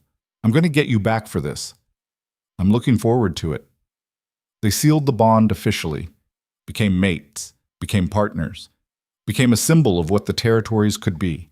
Old power and new thinking, tradition and innovation, strength in unexpected forms. Life continued. The conspiracy's remnants were rooted out slowly. Some of Kess's network surrendered. Others fled. A few fought and were eliminated. The territories stabilized under the new council structure, power distributed more evenly, voices heard that had been silent for generations. Elena worked alongside Lucas, shaping policy and strategy, but she also made time for herself. Kept her small room in the East Wing, even though she now shared the king's quarters. Maintained friendships with Joseph and Kira that had nothing to do with work. Visited the Whitmores regularly, watching her aunt and uncle slowly accept that their runt mistake had become someone they needed to respect. Her mother never fully apologized, never fully accepted, but she stopped calling Elena broken, which was progress in its own way. 6 months after the ceremony, a scout brought news. Grandmother Kess had been found dead in a remote territory to the north. Natural causes, apparently. Old age finally catching up. Or assassination by someone whose conspiracy she'd interfered with. Or suicide by a strategist who knew when the game was truly over. They'd never know for certain. Elena stood on the ridge overlooking the city, her city now, her home, and processed the news. She should feel relief, Closure. Victory. Instead, she felt sad. Not for Kess, but for what Kess represented. A brilliant mind twisted by beliefs that strength only came in one form. That tradition was more important than evolution. That some wolves mattered and others didn't. Lucas found her there, as he always seemed to when she needed him. "You okay?" he asked. "I don't know. I hated her. For what she did, what she tried to do. But I also understand her, the need to matter, to prove yourself, to be more than what people expect." Elena leaned into him. "If I'd been born in her generation, if I'd been taught that my value came from fitting into traditional hierarchies, would I have become her? No. Because you see patterns, yes, but you also see people. Kess saw wolves as pieces on a board. You see them as individuals with value beyond their utility." He wrapped an arm around her.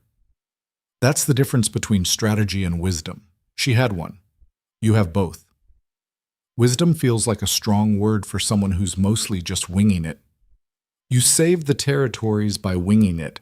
I'd say that qualifies." They stood together as the sun set, two wolves who'd rejected each other and then chosen each other, who'd survived impossible odds, who'd proven that strength came in unexpected forms and power could be wielded with compassion. A year later, Elena stood before the full territorial council, all the major packs, all the minor packs, everyone with a voice in governance.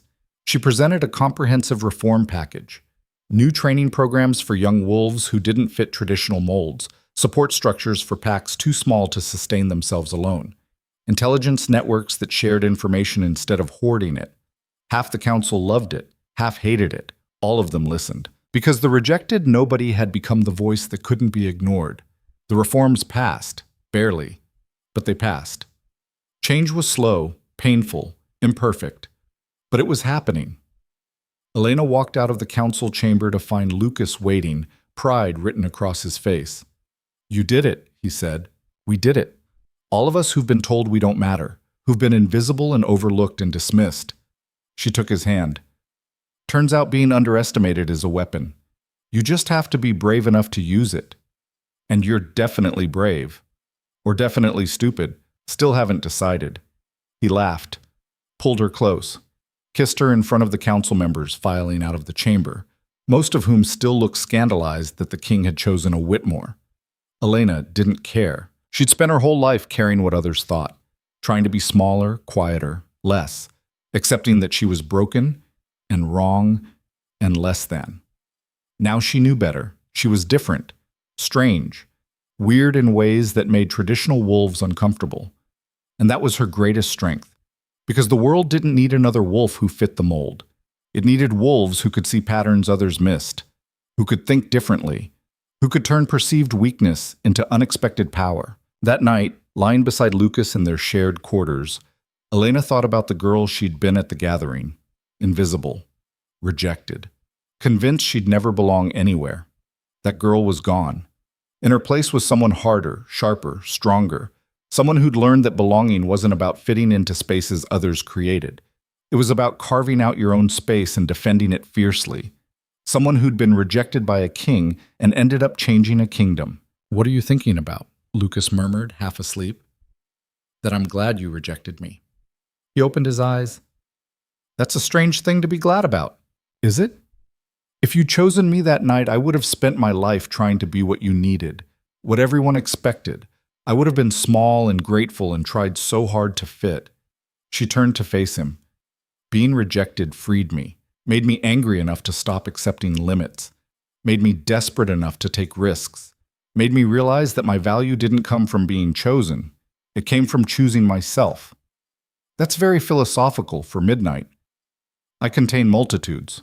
You contain stubbornness and strategic brilliance and occasional bouts of wisdom. He pulled her closer. And I'm grateful every day that I was stupid enough to reject you and smart enough to realize my mistake.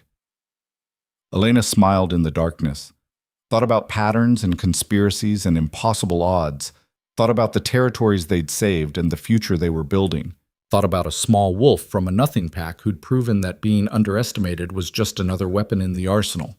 And finally, she felt at peace. The moon had known what it was doing, but more importantly, Elena had learned what she was doing, and that made all the difference.